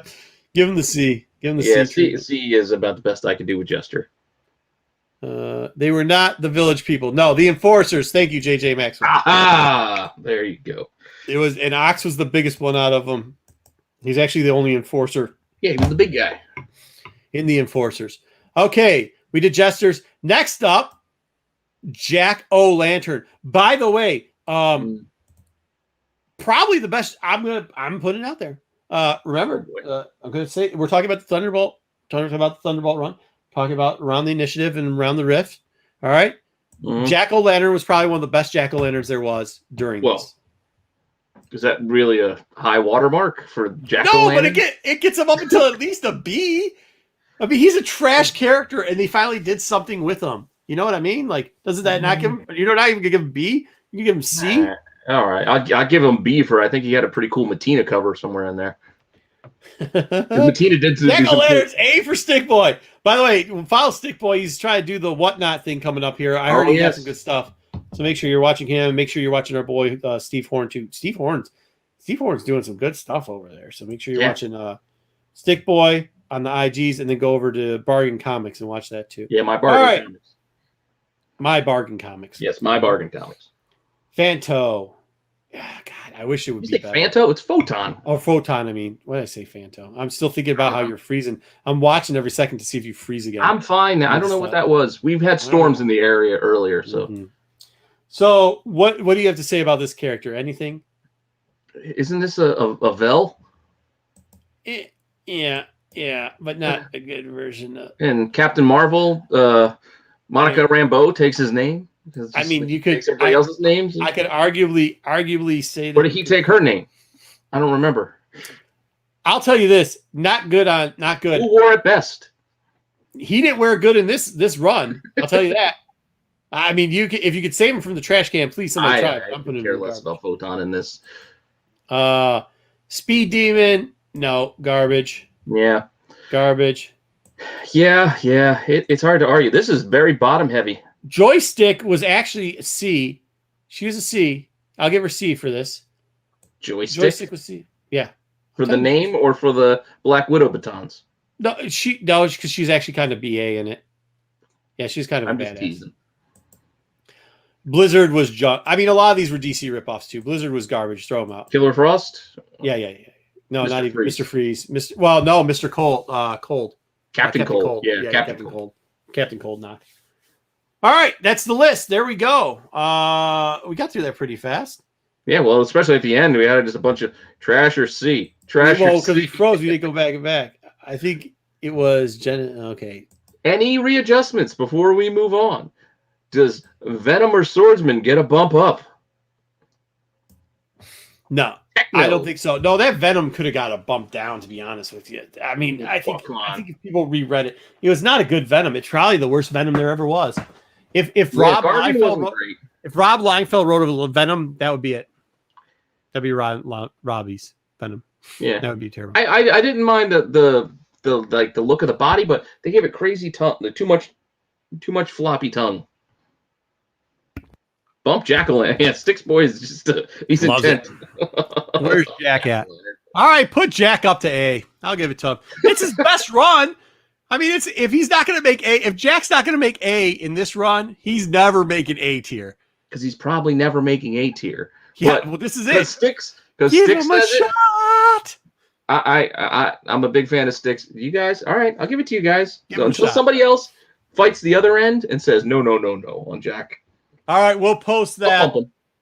We'll post that up. And then I really didn't want to run through the C list that fast, but I guess we did. Hopefully you did. Whatever. I ran through a good chunk of it though. I got nervous because you froze, and then I almost like bit my tongue on dead airspace. You know how I hate dead airspace. I thought I was the one who was all by himself. So I ran the show for like 3 minutes to nobody. I did a phantom show to no one. Yes, he was. You want to do this name for me? Who? Baron Strucker? No. Creon Marsh? That's Cryon exactly Marsh? what I was going to say, Cryon Marsh, but okay. Cryon Marsh, it was Star Wars character.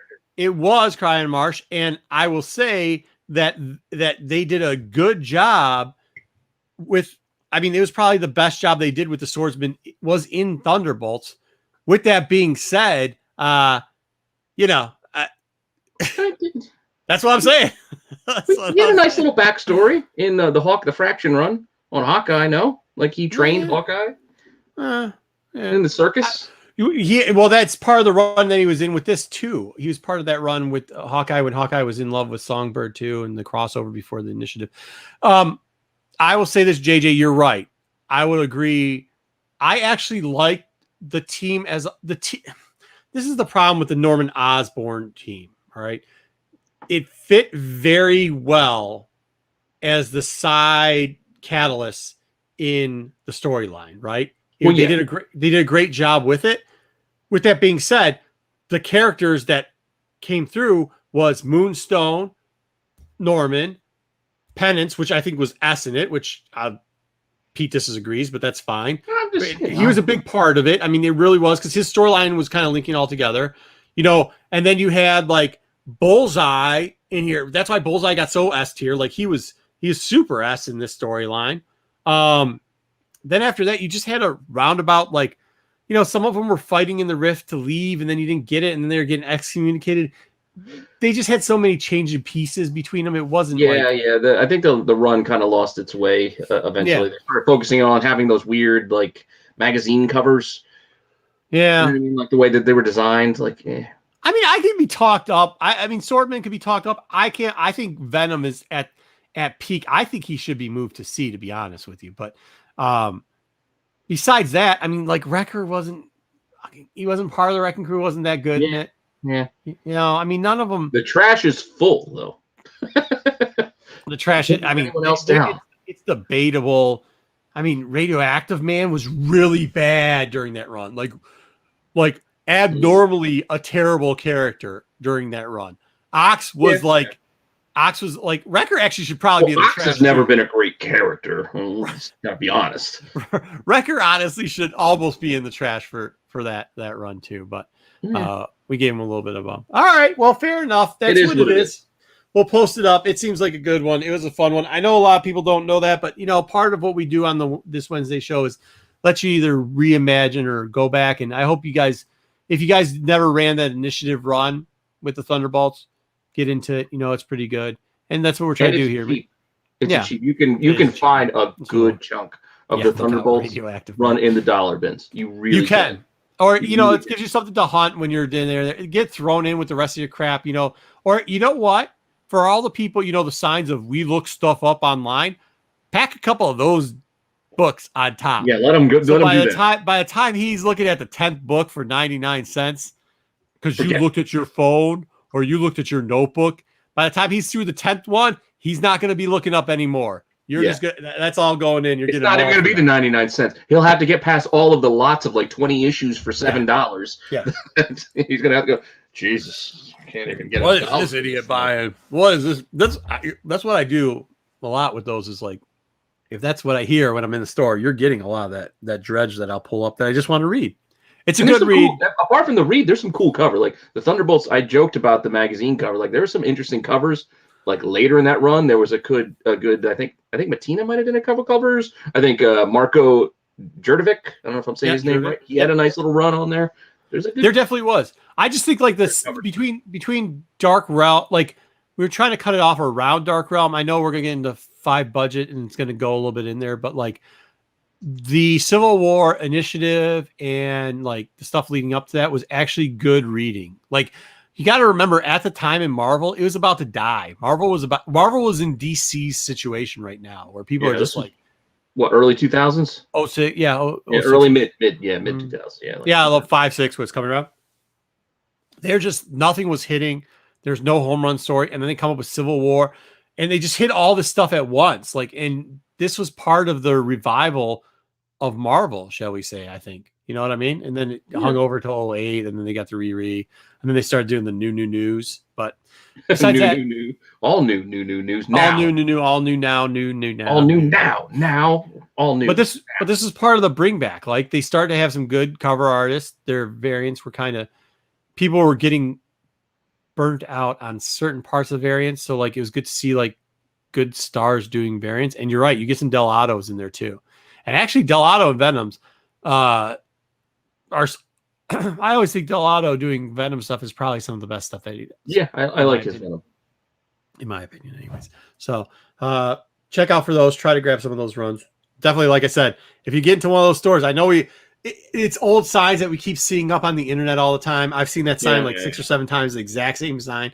But if it happens to you, because it does every once in a while, just know, keep your ears, as much as you're looking down and you're getting all excited, make sure you're listening to what's going on in these stores too. If you hear something like that, make sure you have some of these lists where you're like, oh, cool, I want to get the like the run that I always do is I always go, well, Penance is one of them. I always do 198 for X-Men, because that's always a dirt cheap book. If they look it up, it's dirt cheap.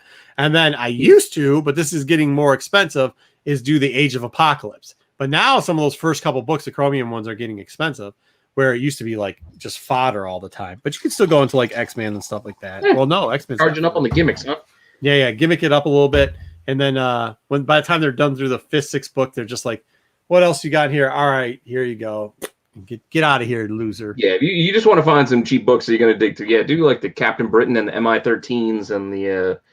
yeah, get a story run to read. Get some Next Waves in there, too. Get a story run to read, put it on top, and then get the other books so they don't eBay you out of there. All right, Pete. We got next is, actually, this has been running faster. I think your pause has sped us up, which is great. But yeah, my little break. I think what we have next is the 5 budget. Yep, top 5. I got an intro for it. Intro.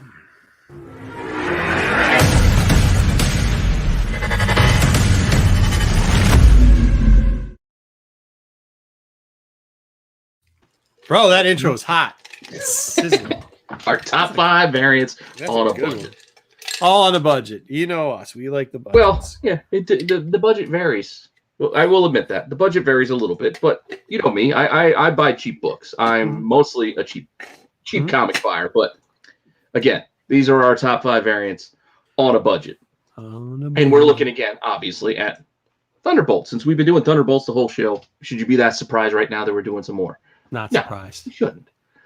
Now, at first, I thought Marco was going to cover this one in the C list, so I didn't have it on the list. I was like, nah, he's going to do it in the C list, but I get it. It doesn't really fit what he was doing there. Criteria is the C list, yeah. Yeah, it didn't really fit the criteria, and I will also argue, well, not argue, I'll say I know there's some questions of whether you call a later printing a variant or not, but for our purposes here, we will. And I'm going with Thunderbolts 1, the second print, which I don't know if a lot of people know there is a second print for this. I don't think they do. You know, because the original cover is what, green? Yeah, it's like it's much darker. I don't know if it's. I think it's like a black and green, or it's much darker. This is a much brighter cover. The second print. Yeah, way brighter. The pink is what gives it away. Yeah, the pink definitely gives it away. But also check the barcode. You can see. I don't know if you can visualize it here, but the second to last number has a 2, so that tells you it's second print, cover 1, for the last 2 numbers there. But that's how the barcodes work. They actually do have a purpose. The numbers that they put in there. But yeah, this second print for number 1, and it's not too bad, all things considered.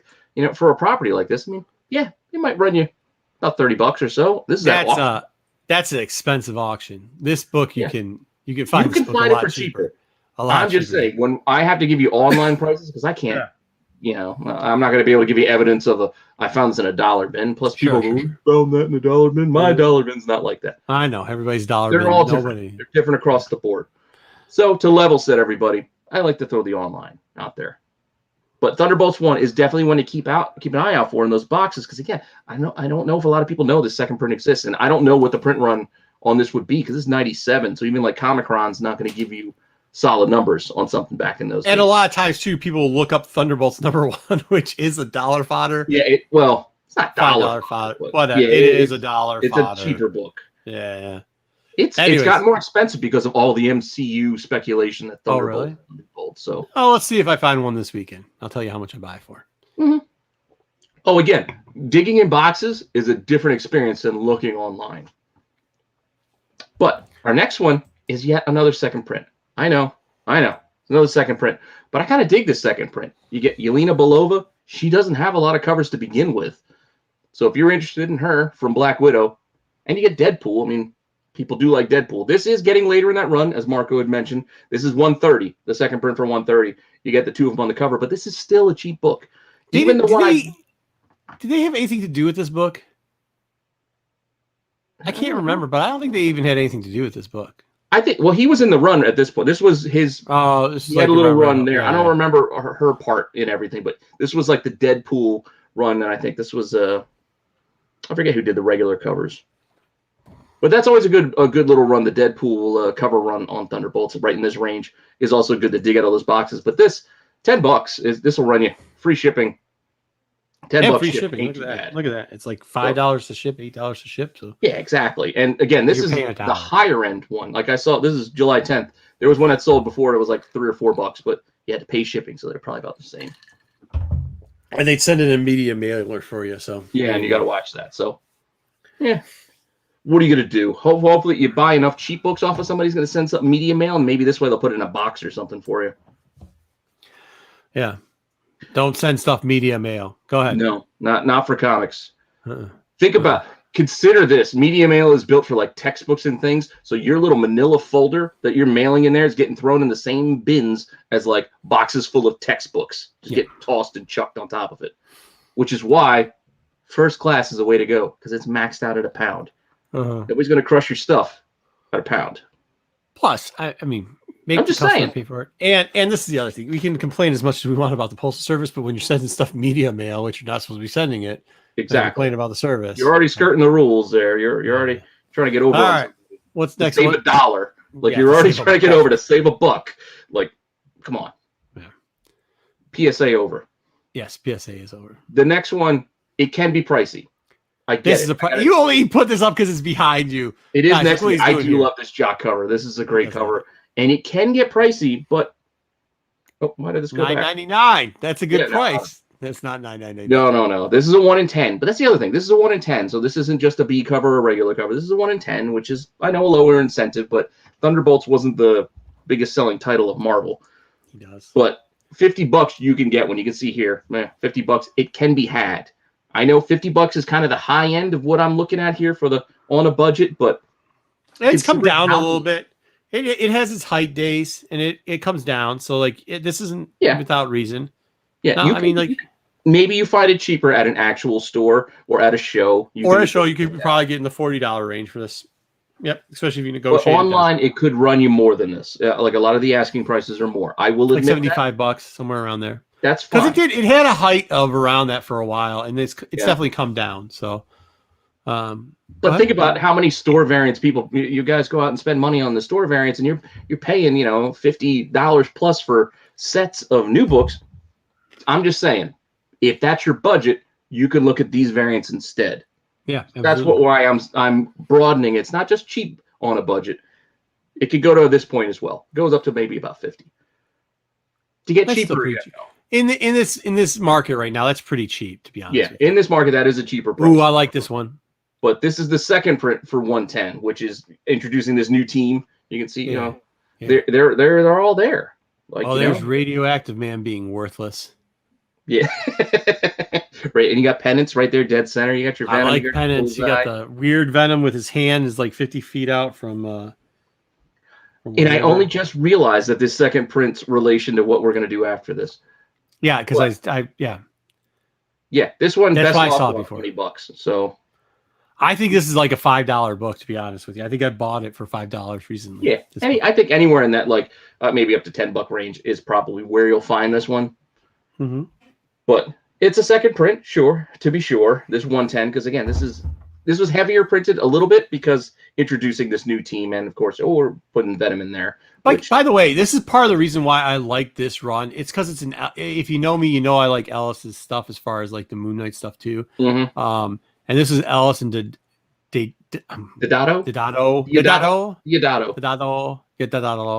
Deodato, it's either you're gonna like some of the stuff he draws. You could look at a Deodato thing and you're gonna like, me at least, I like 75%, and there'll be like one thing that I'm just like, oh my god, that's the worst. And I think Pete has hit it on the nail. The Venom that he does is just the worst. But like the Bullseye and the Green Goblin and the Jack-o'-lantern and even the penance that he does is kind of BA. The Swordsman is really good that he does too. And we'll get there. All right, sorry. Oh, but we're sticking with the same title. Did I just crap all over it? For number 4. Oh, it's a trap. So that's Sunday. Hold that for Sunday. Eric, it's like, I think it's from like around, it's like from right around here. Yeah, 110 to like 140, 147. I want to say no. That's before that. No. It's like I think it's 108 to like 127. I think 127 ends it. That might be ends it. That might be right. So maybe it's 110 to 127. Can't be 127. This is Diggle. So it's 126. Okay. Anyway, and look in the book next to me, it's Diggle. But that was 110, which is right in the heart of introducing the new team with Norman, running the show. But I know this one can also be pricey as well. This is the same issue, and this is the 1 in 20 of the regular issue. Awesome. I don't know if it's Lionel Yu. I don't know if I'm saying his name properly, but awesome Venom cover. Again, I know this can get pricey, but it could also be in that $50 range as well, as you can see here. Honestly though, doubling the price pretty much for this book was hot as anything for a while. Like, when the usual pump and dump shows go and put it up there, of course it spikes. But like for it to come back down, like you'll see it around the next Venom movie when it comes out. They'll pump this one up again. But for double ratio for this is actually paying $40 for this book's pretty good, dude. I think. Yeah, it is a great cover, but you still got to remember this is Mac Gargan Venom. Like, should you really care? No. It's a weird era for Venom, but an awesome Venom cover for him. I will admit that. So that is where we have this top 5, but we're gonna go a little bit beyond it. I got a little extras, a little bit of a bonus. I didn't realize initially that the second print had this crew on it. All I could see was the Venom was not the same Venom. This wasn't the line of Lionel Yu Venom, but for our bonus books, which we're going to get into, after issue 110, the next 5 issues, they basically broke up that jam cover of all the characters together and gave, variants. And those all together, you can see all 6 of them together, $75. So if you're pricing that out, where the Venom is eating the chunk of that at 50, that means the other 5 are $5 a piece. So the rest of these books are very cheap. These are 5 to 10, usually in a box at the most. Pete, you just answered our question on how long the Ellis run is with this. This was it? This is the Ellis run because you did. Like, no, I swear it's like 5. It's like maybe 7. This is it. Like this is it. This is the run. Yeah, these Deodatos, they're great on their own. Like, yeah, that second print had all of them together. Was cool, but I mean, Bullseye, look at him. He's got the cards like Gambit. He's holding them right there in his hands. He's holding a card with the Deodato signature on it. Like, that's awesome. Fantastic putting that together. And again, very, very cheap. Same thing with his pennants. Oh, Elix pennant, because great covers. And again, these are like $5-10 at most. So these are very, very cheap still. Yeah, these were crazy ratios. He's right. No. And then double up, Swordsman, Songbird. Swordsman, Songbird, yeah. Yeah, that's 113. This is Billy Tan, though. I didn't realize that they had spread out the artists on these. So wait, that was not Deodato. Who's this? I can't read the. Wasn't it? No, that looks like maybe it's Pascal. Barry, maybe. I don't know the signature. I have to look these up after the fact. I know I should have done my research beforehand, but Billy Tan, looks like I think he did this. These are it though. This is the whole run for Ellis. So was it 5? I got you. So it was that short? Yeah. Mm-hmm. And your favorite, Radioactive Man. Come on.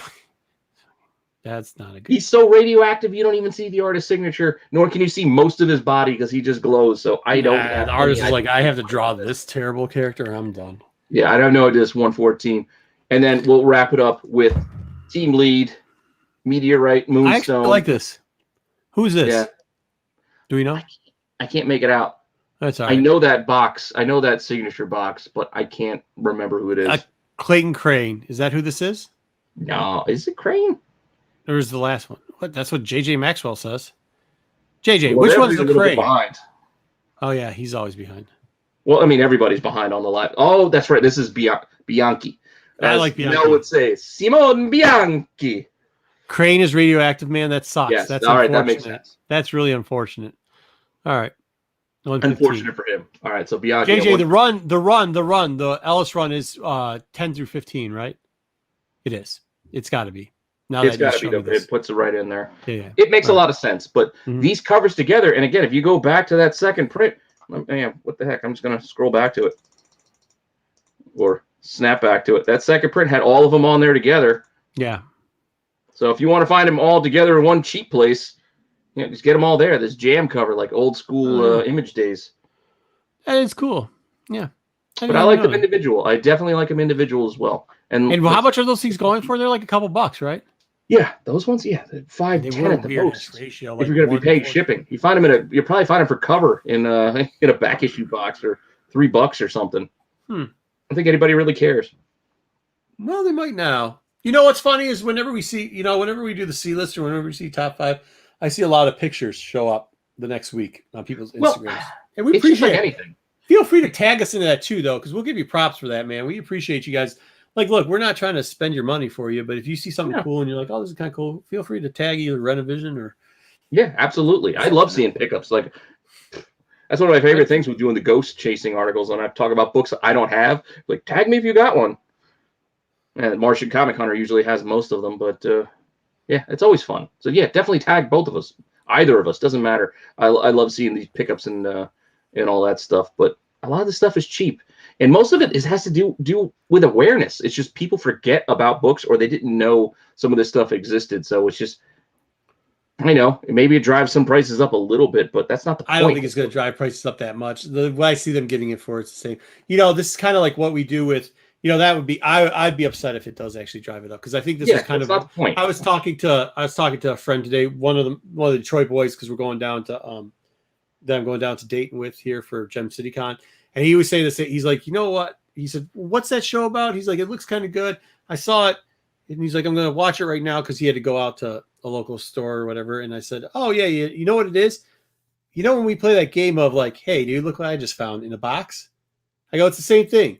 And what is this one again? Why am I buying this book? This is the most common thing we do when we're digging. Yeah. Why am I buying this book again?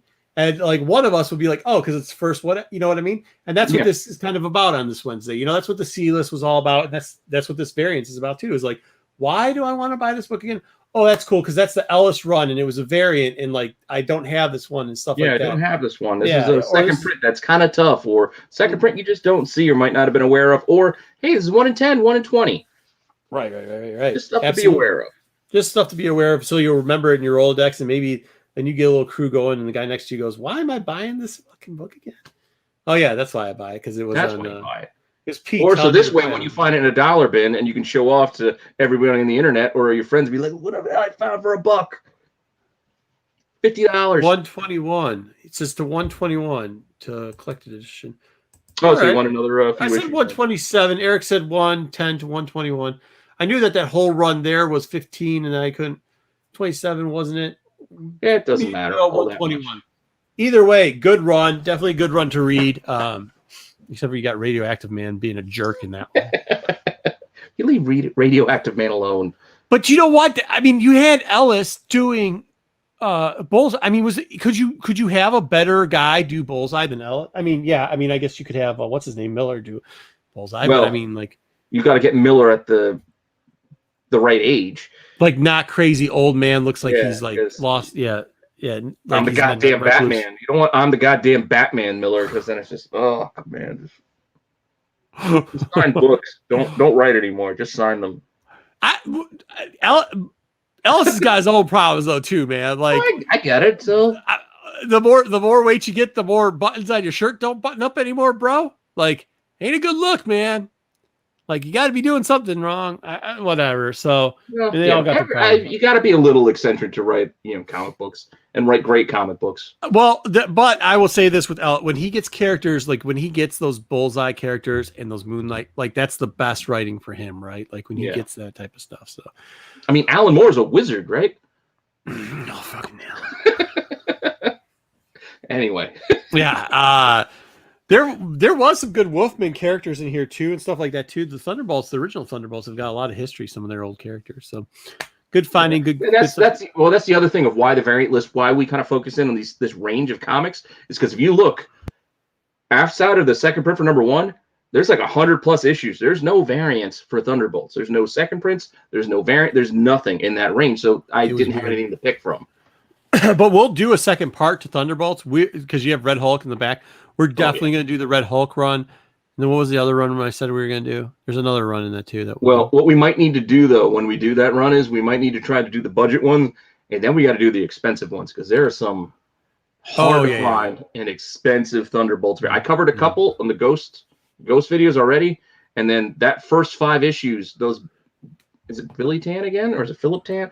I forget, but there's those variants for issues 1 through 5 of that Hulk run. Not easy to put that connecting thing together. Brian Wells, and I like it. Thank you for the comments too, Brian Wells. We appreciate it. And thank you for this. He says, same with Shooter. It's been forever since something good came from his writing. Yeah, you know what they say about Shooter. Whenever Shooter gets someplace, even as an exec, it's great when he starts off, and then like he's great to bring it back, and then he's great to kind of just let it ruin too. So like, I mean, that kind of stinks. I would say Ellis gets put. Castlevania. I'm almost. You can give him props for that. I'm watching the 4th season right now. Yeah. It's good stuff. I'm a fan. And I hope, and I just hope that Ellis. It sounds like he's on the right path too. So I hope he gets back to. I hope everything straightens out for him. But with Ellis, it wasn't ever. He never got. I don't think Ellis ever got stale with his writing. The problem with Ellis was that like when he got off those characters and tried to write something else, it wasn't, you know what I mean? Like it was that's where we got the Matinas affair. JJ's saying that's the Matinas was during this Ellis Diodato run. Okay, cool. Thank you for that, JJ. But yeah, I mean, like that's it. I like that. Well, early it was during. No, it had to be after. It had to be after 15, so it had to be 17 through 21. It had to have been. What? No, the regular covers. I think the regular covers were the. Were they early Matinas on the regular covers? I believe so. That's cool. I think it kind of blend. That's why I get kind of confused because I think the Matinas also blended into the Jurdovics, and they can kind of be a little similar in the painterly dark kind of vibe thing going. Who did Matina copy his covers off of for Thunderbolts? Oh, just we kid. Not really, but we kid. Hey, look, speaking of that, can we speak on something? Can we speak on that Thrawn Matina? Remember how 8 months ago I was hooting and hollering? Did you see what that thing's going for now? Yeah. Oof. Thank you. I still have mine. I did not sell it. And I don't think I'm going to. I did not buy one because I was like, I don't want this close up of this dude's face for. It's too close. Because he copied it off of the jacket from the novel. It was so cool. I mean, I thought so. I still think so. Maybe I'll hang it up next time. It's a good book, I guess. Yeah, put it up on Sunday. It's not that good of a book, though. If you are paying that much for that book, you're off your shit. Well, prices notwithstanding, this market, you can't. Yeah. Yep. You ain't gonna tell me it's crazy. It is crazy. I gotta say though, it's been pretty decent out there. Like I think Con's opening back up has kind of helped it or whatever. Yeah, I'd buy Eric. I'd buy that for $1. Me too, buddy. Well, I told people before this story over on Tales from the Dark Side. If you aren't watching it here, it shows here on Sundays, and hey, just because I'm at a con doesn't mean we're not going to do a Tales from the Dark Side on Sunday, but also shows over at Tales from the Flip Side channel. that book I had bought originally. I bought the original one. It was between that and another book to see if I was going to get it graded, and I hadn't pressed it or cleaned it because it came right off the shelf and it was a 9.8. But I had an opportunity to buy 2 more, and the guy had put it up for 80. And he was a great guy. He really was a good seller. Unfortunately, he's passed away, but his name was Jay. And me and Jay would go back and forth a lot of times, talk a little crap. And he's like, I go, that book's not even a $50 book right now. I got mine for $25. I'll buy it for you I'll buy it for you. Give you a little extra. I'll give you $35 for it. No. It's going to get to 80. It's going to get to 80. Jay, that book's never getting to 80. Never. Let me see your copy. Your copy's not even that good. You've been carrying this around for 3 months. That thing's not getting to 80. Well, I was shit ass wrong with that one, because if Jay was still alive, he'd be laughing at me going, 4K, bro. 4K. So, is that what it is now? 4K? Something like that. JJ, what did the last one just go for? Stupid money. I think somebody just offered somebody $3,600 for it, and I think they rejected the offer on it. Yeah, I mean, just dumb. Some dumb. Yeah, I mean, I know it's 150, but still.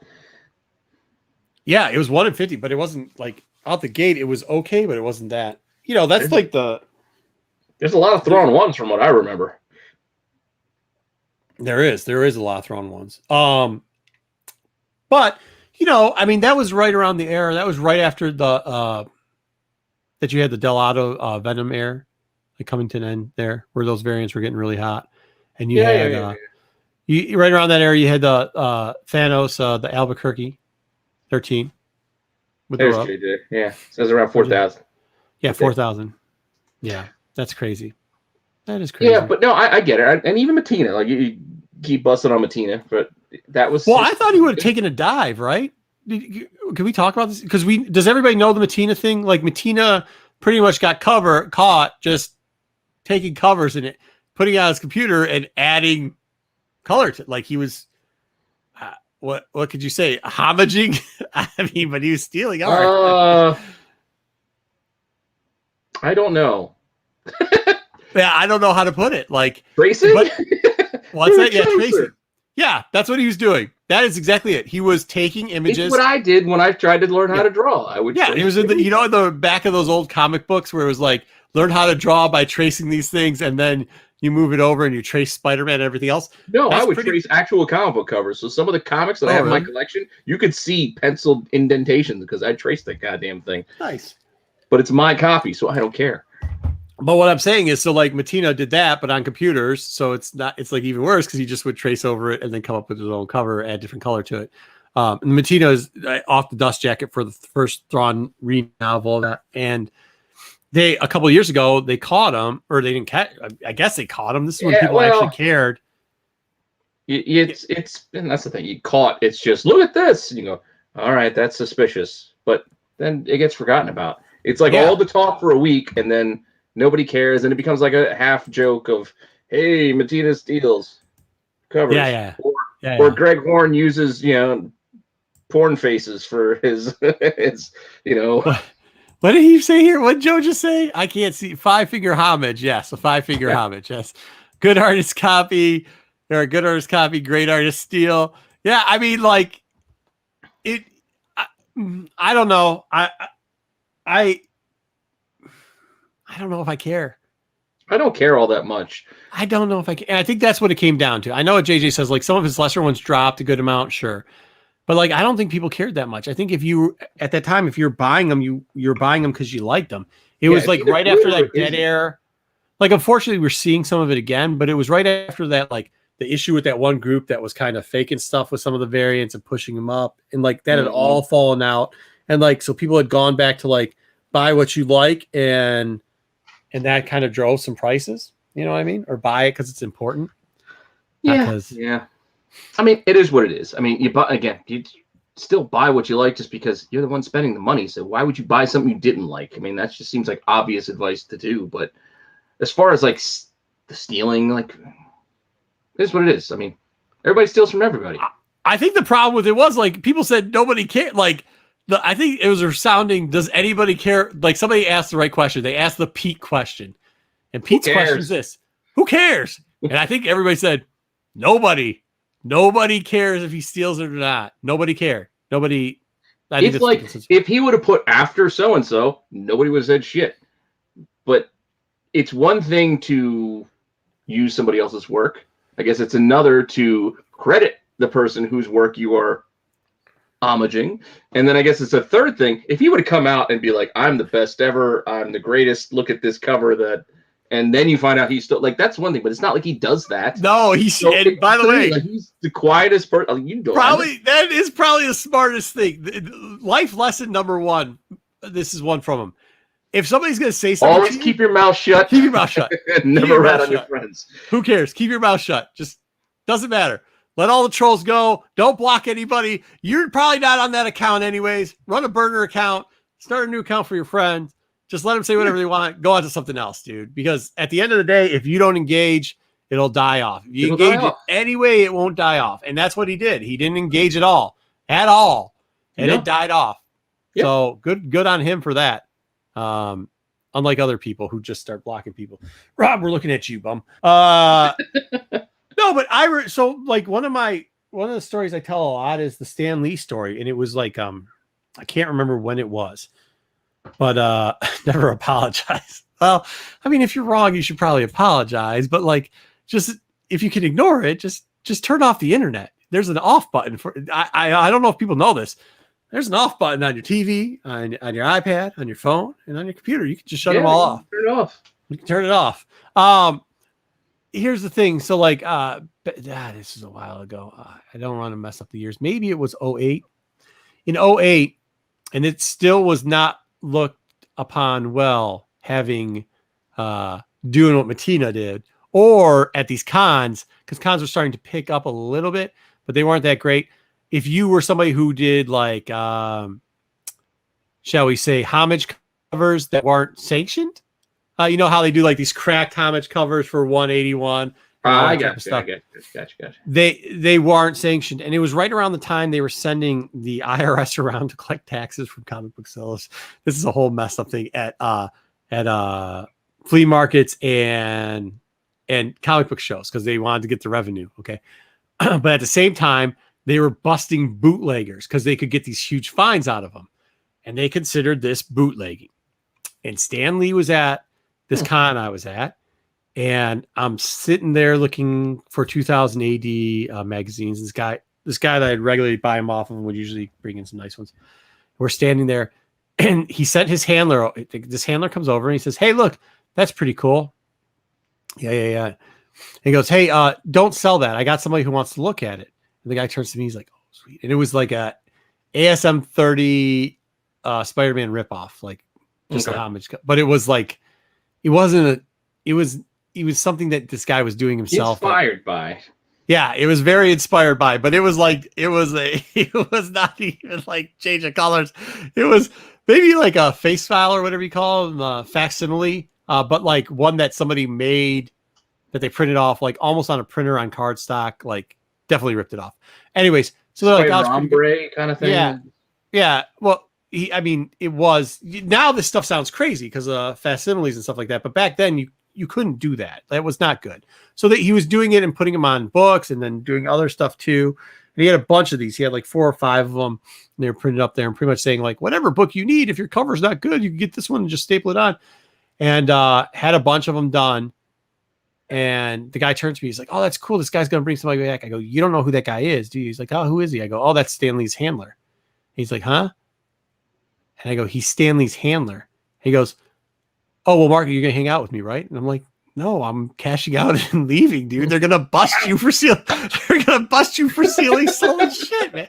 Or like knockoff stuff. Like they're going to shut your booth down." He goes, because that's what I didn't say that. I was like, "No, I actually think I'm done." He's like, no, dude, you're gonna hang out, right? Like they're coming back. Are they gonna shut my booth down? Like, are they? Because there was a bunch of raids going on at the time. And I was like, no, you're good, bro. So speaking of that, can I get a deal on these? Before I go, can I get a deal on these books? And I'm like, kind of sweating, kind of going like, I just got to get out of here before he gets back. And I'm thinking like, this dude is probably getting security. I'm good. Like we're gonna be good. All of a sudden, security does come up, and I'm like, all right, cool. So can I just books for your bail? Can I just like cash out? He's like, "No, bro, you're with me, right?" And I was like, No, I'm not. I'm like with you if you give me a good price on these books, but I'm not with you. I'm not. I'm looking Not with you. Not with you, bro. I mean, I'm with them. Give me a price, but not with you. Definitely like in the flight. Like, man, I feel you, but you should pack your shit up and go too. Try to say everything I can because we do have security flanking us at this point. And not like 2 minutes later when he's like, seriously, and I was like, all right, bro. Like, I don't even know you that well, but I'm down. Like, we're good. What does it say? Yeah, I wish. Like I wish. But of course, I went. I looked at him. Go. I was like, all right, man. Like, I got you. And he's like, what do I do? And I was like, you just give him the shit and tell him, like, here, have it and fuck off. I didn't know what I was doing. He's like, all right. I'm sorry. Should I not have done that? Yeah. I go, we just go play stupid, bro. Just go play stupid. Still, by the way, anybody to this day, that kind of thing was frowned upon, I never would have done it. Yeah. To this day, still don't know the dude that good. And I won't talk to him anymore because of no, not because of this, but so anyways, the guy comes back and I'm like, crap, here it goes. This is gonna be a pain in the butt. Like, let's just hope, because they get a little rough with you too. And I was like, let's just hope it doesn't get to that point. All of a sudden, Stan Lee comes around the fucking corner. Oh, and like the chipperest dude you've ever met, like chippers as shit. And like sunshines and fucking roses coming out this man's ass. And maybe it seemed more sunshiny because I thought we were definitely getting a fight with some security guards, and maybe the tax man was coming and it might have caused a big old issue, right? Like, I thought they were coming to do like what they were doing with everybody else, where they were just packaging all their shit up and giving them a fine. And they were rough about it. And Stan's like, oh, I like that. That's great. Da da da da. What's the I go, give that man a fucking deal. Like, he's negotiating with Stan Lee the price on the shit, right? And I'm like, get that shit out of this. Like, I'm still here. Can I buy my fucking books? Because now that's what ticked me off. Okay, so now it's great. So now he's like this, that, and the other thing, and Stan's over there talking to me like I'm part of this whole shenanigans, which I'm not. I'm not still waiting to get arrested at this point. And I'm going, yep. Mm-hmm. And he's like, it's good, huh? I was like, well, the original's better, but yeah, it's good. It's okay. Like, yeah. And the guy, he's like, yeah. So Stan asked how much he is, and the guy was, and this sounds ridiculous, but at the time, like, it was like $10, which is like, for a facsimile. Yeah. What's up, true believers? I'm here to fuck up your boot. No, but the guy's like, so it's like, this is the fucking part with this douchebag, right? Like, I'm sorry, this is the part with this guy. So the guy was originally selling these fucking things for $10, $5 or $10. It was fucking cheap, but like not too cheap. You know what I mean? Yeah. For all intents and purposes, yeah. Stan Lee comes there. He goes $20 and I'm like, we're lucky we're not getting busted. Now I'm in with this, and I'm going, we're lucky we're not getting busted, and I'm going, you're going to give him a deal, right? And Stan's like, oh, no, I'll pay the $20. I go, no, Stan, it's all right. He'll give you a deal. Calling Stan Lee like he's my homie. Like, no, Stan, we got you. Because now I'm all in. And the guy goes, Stan, I'll give you a deal if you sign these 3 books for me. And Stan goes, okay, that's a deal. He gave him $20 off. He still, Stan Lee still charged him to get there. I'm charging him, yeah. So he still made all. He got 3 times more, and then he got 3 books signed by Stan Lee. And guess what I got? Nothing. Didn't get a damn thing. Guy gave me like 20% off the books I was buying after all that. He was so happy, though. He didn't even give me a Stan Lee signature on something because I didn't have a Stan Lee. All I had was those 2000. What am I going to have Stan Lee sign fucking Judge Dredd weeklies? Like, yeah, 2000 ADs. That's right. I forgot. That's what you were buying. That's what I was buying. And I was so damn nervous. By the way, so fucking nervous the whole time that it's going down. Like, I thought it was going down. Like, you have to remember, at this time, they were sending raids. Like, I'm not talking like little Timmy the fucking mall cop coming down there, right? Like Timmy bits, like Comic Timmy 101. Nah, I'm talking they were sending the thugs in. Because, like, you go to those flea markets, you better come with something, especially out here. It's a how you doing state. You can carry whatever you want out here. So they were sending them all in on there. So when the security came, I was like, oh, it's the shit. We're like, it is the end of the show. Like, game over. And so I wasn't even thinking, because everybody's like, I mean, for years, people give me crap. Like, why didn't you just pick up any fucking Marvel book and be like, oh yeah, by the way, Stan, throw this one in here or something like that. And even the guy, this is the fucking irony of it, dude. Even the dealer at the end of it, you know what he said? Why didn't you get anything signed? Dude, 2 minutes ago, me and you were like, we're jailmates. What should we do? Should we bail? Should I abandon everything and just run? I was trying to run. I wasn't even trying to be a part of this, but as a good Samaritan, I was like, what's up, homie? You get 3 books signed. You know how many of those 3 books? He's like, you know what, Marco, dude? Thanks, man. I know it went an opposite way. No, he was bragging about the whole rest of the fucking show, too. Stan Lee bought my shit and Stan Lee signed this. Marco get anything? Nah, bro. And that's why I don't talk to that dude no more. I just don't talk. I mean, like, I'm not saying he should.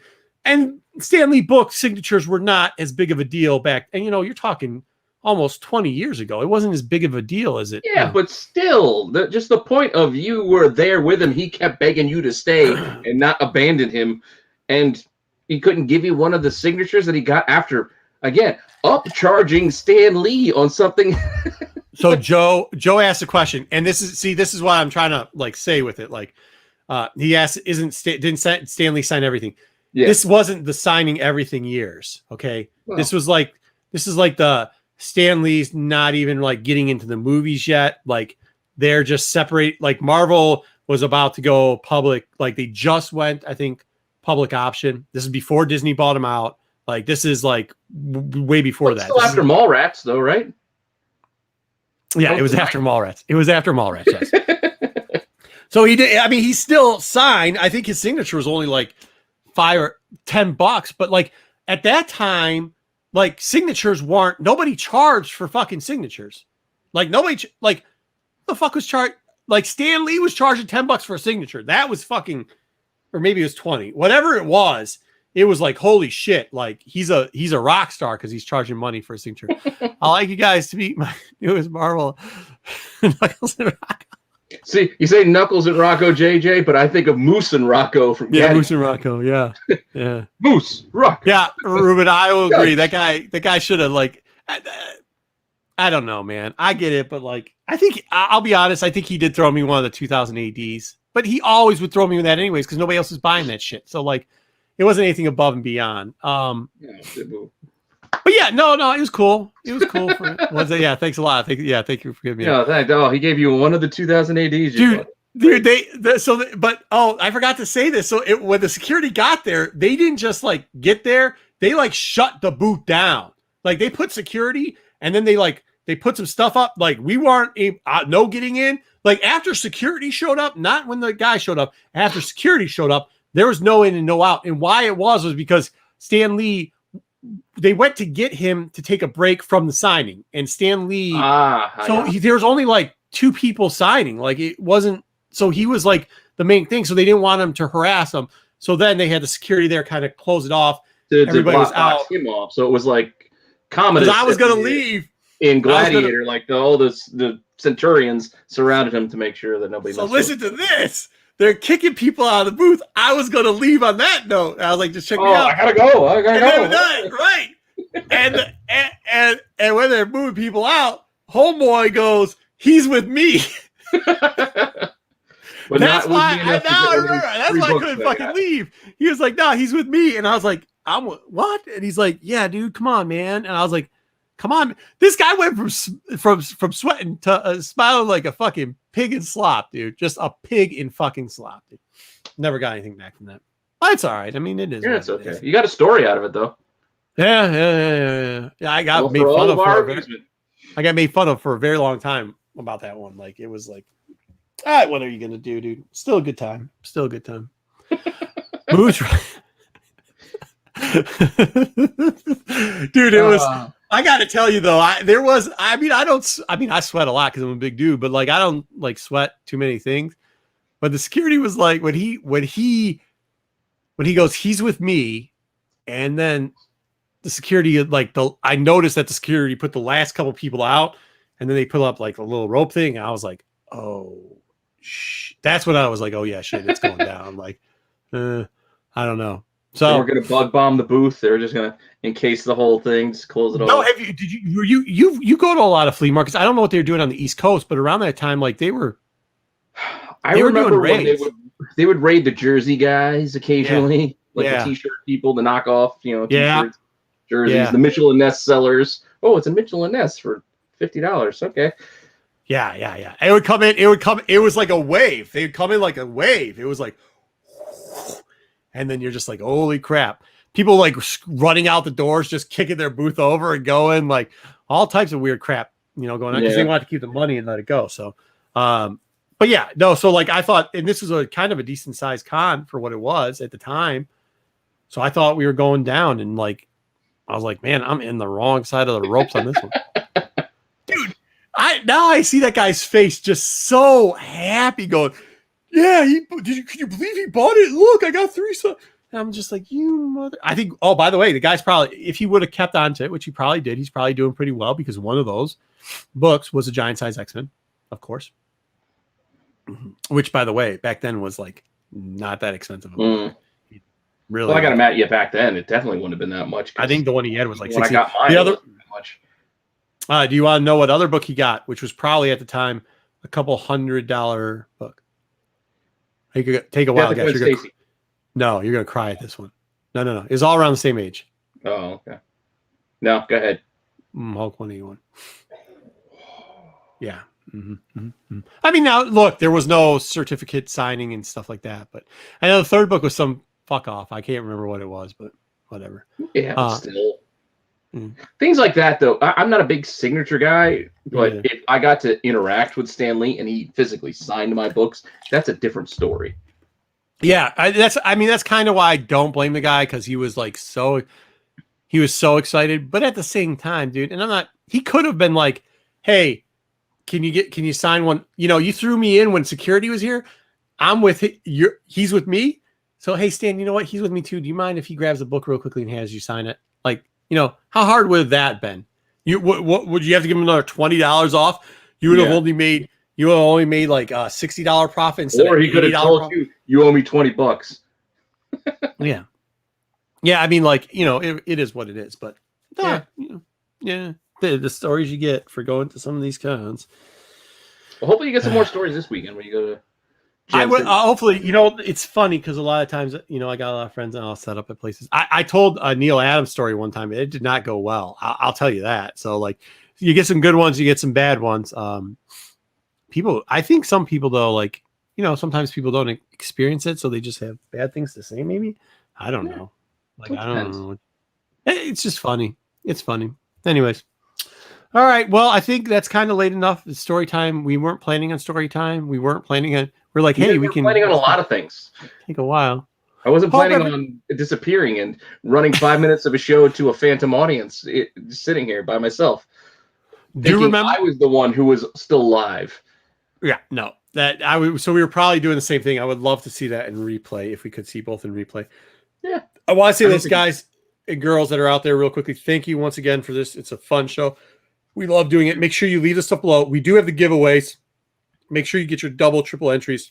Put down your LCS. Shout out your LCS. Shout out your LCS. You can do it in the comment section on the video after this drops. So make sure Brad's Comics and Collectibles, you guys see him over on Facebook. And if you're out there, if you go out there, or actually if you're in any of the shows in the Midwest, if you see him, he's at most of them. You can ask if I'm on there. He'll know if I'm there. We can hang out for a little bit or whatever. But give him some business too. He's a good guy. Nice story time. Thank you, Ruben. Yeah, and go bother Marco if you see him at that show this weekend, because hopefully he gets some of the stickers I sent him before then. Yeah, we might have some swag. We might have some Rennavision swag. We might. Not a lot of extra stuff, but yeah, we'll see what we have. We might have a little bit of swag. So, Chad, good to see you too. Thank you, Eric. Again, thank you very much. Glad you enjoyed that. Maybe we'll have some more story time after this weekend. I assume we will, because I'm going down there with a couple of Detroit boys and a guy by the name of Sleepy John. And whenever me and Sleepy John get together, there's usually a story we could tell. Some of them we can't tell on the air. But what are you gonna do? Yeah, what are you gonna do? We'll see if Sleepy wants to join us one of these days. Yeah, sleep. Well, he goes to sleep a lot, so he's usually on park benches outside of casinos with prostitutes. But either way, there we go. Pete, you can take us out of here. Everybody have Marv. I want to hear about Neil Adams. Maybe we'll tell. It's not a good. I will tell you this: if you're a huge Neil Adams fan, you are not going to like the story I tell about him. That's what happened. And as somebody who's probably never actually met the man before, I was telling a story. I'm just not a huge fan of something that happened a couple times with him, and and I told the story and why, because somebody asked, and then I got some very nice letters about from people living in their basement. So maybe we'll do it next week again. So we get some more letters. Yeah, the problem is you guys don't get the hate mail and I do, and I just have to ignore it. So it's fine. Yeah. Anyway, thanks for sticking around and hanging with us for a while. It was a hell of a good time. And we'll see you next week. See you next week.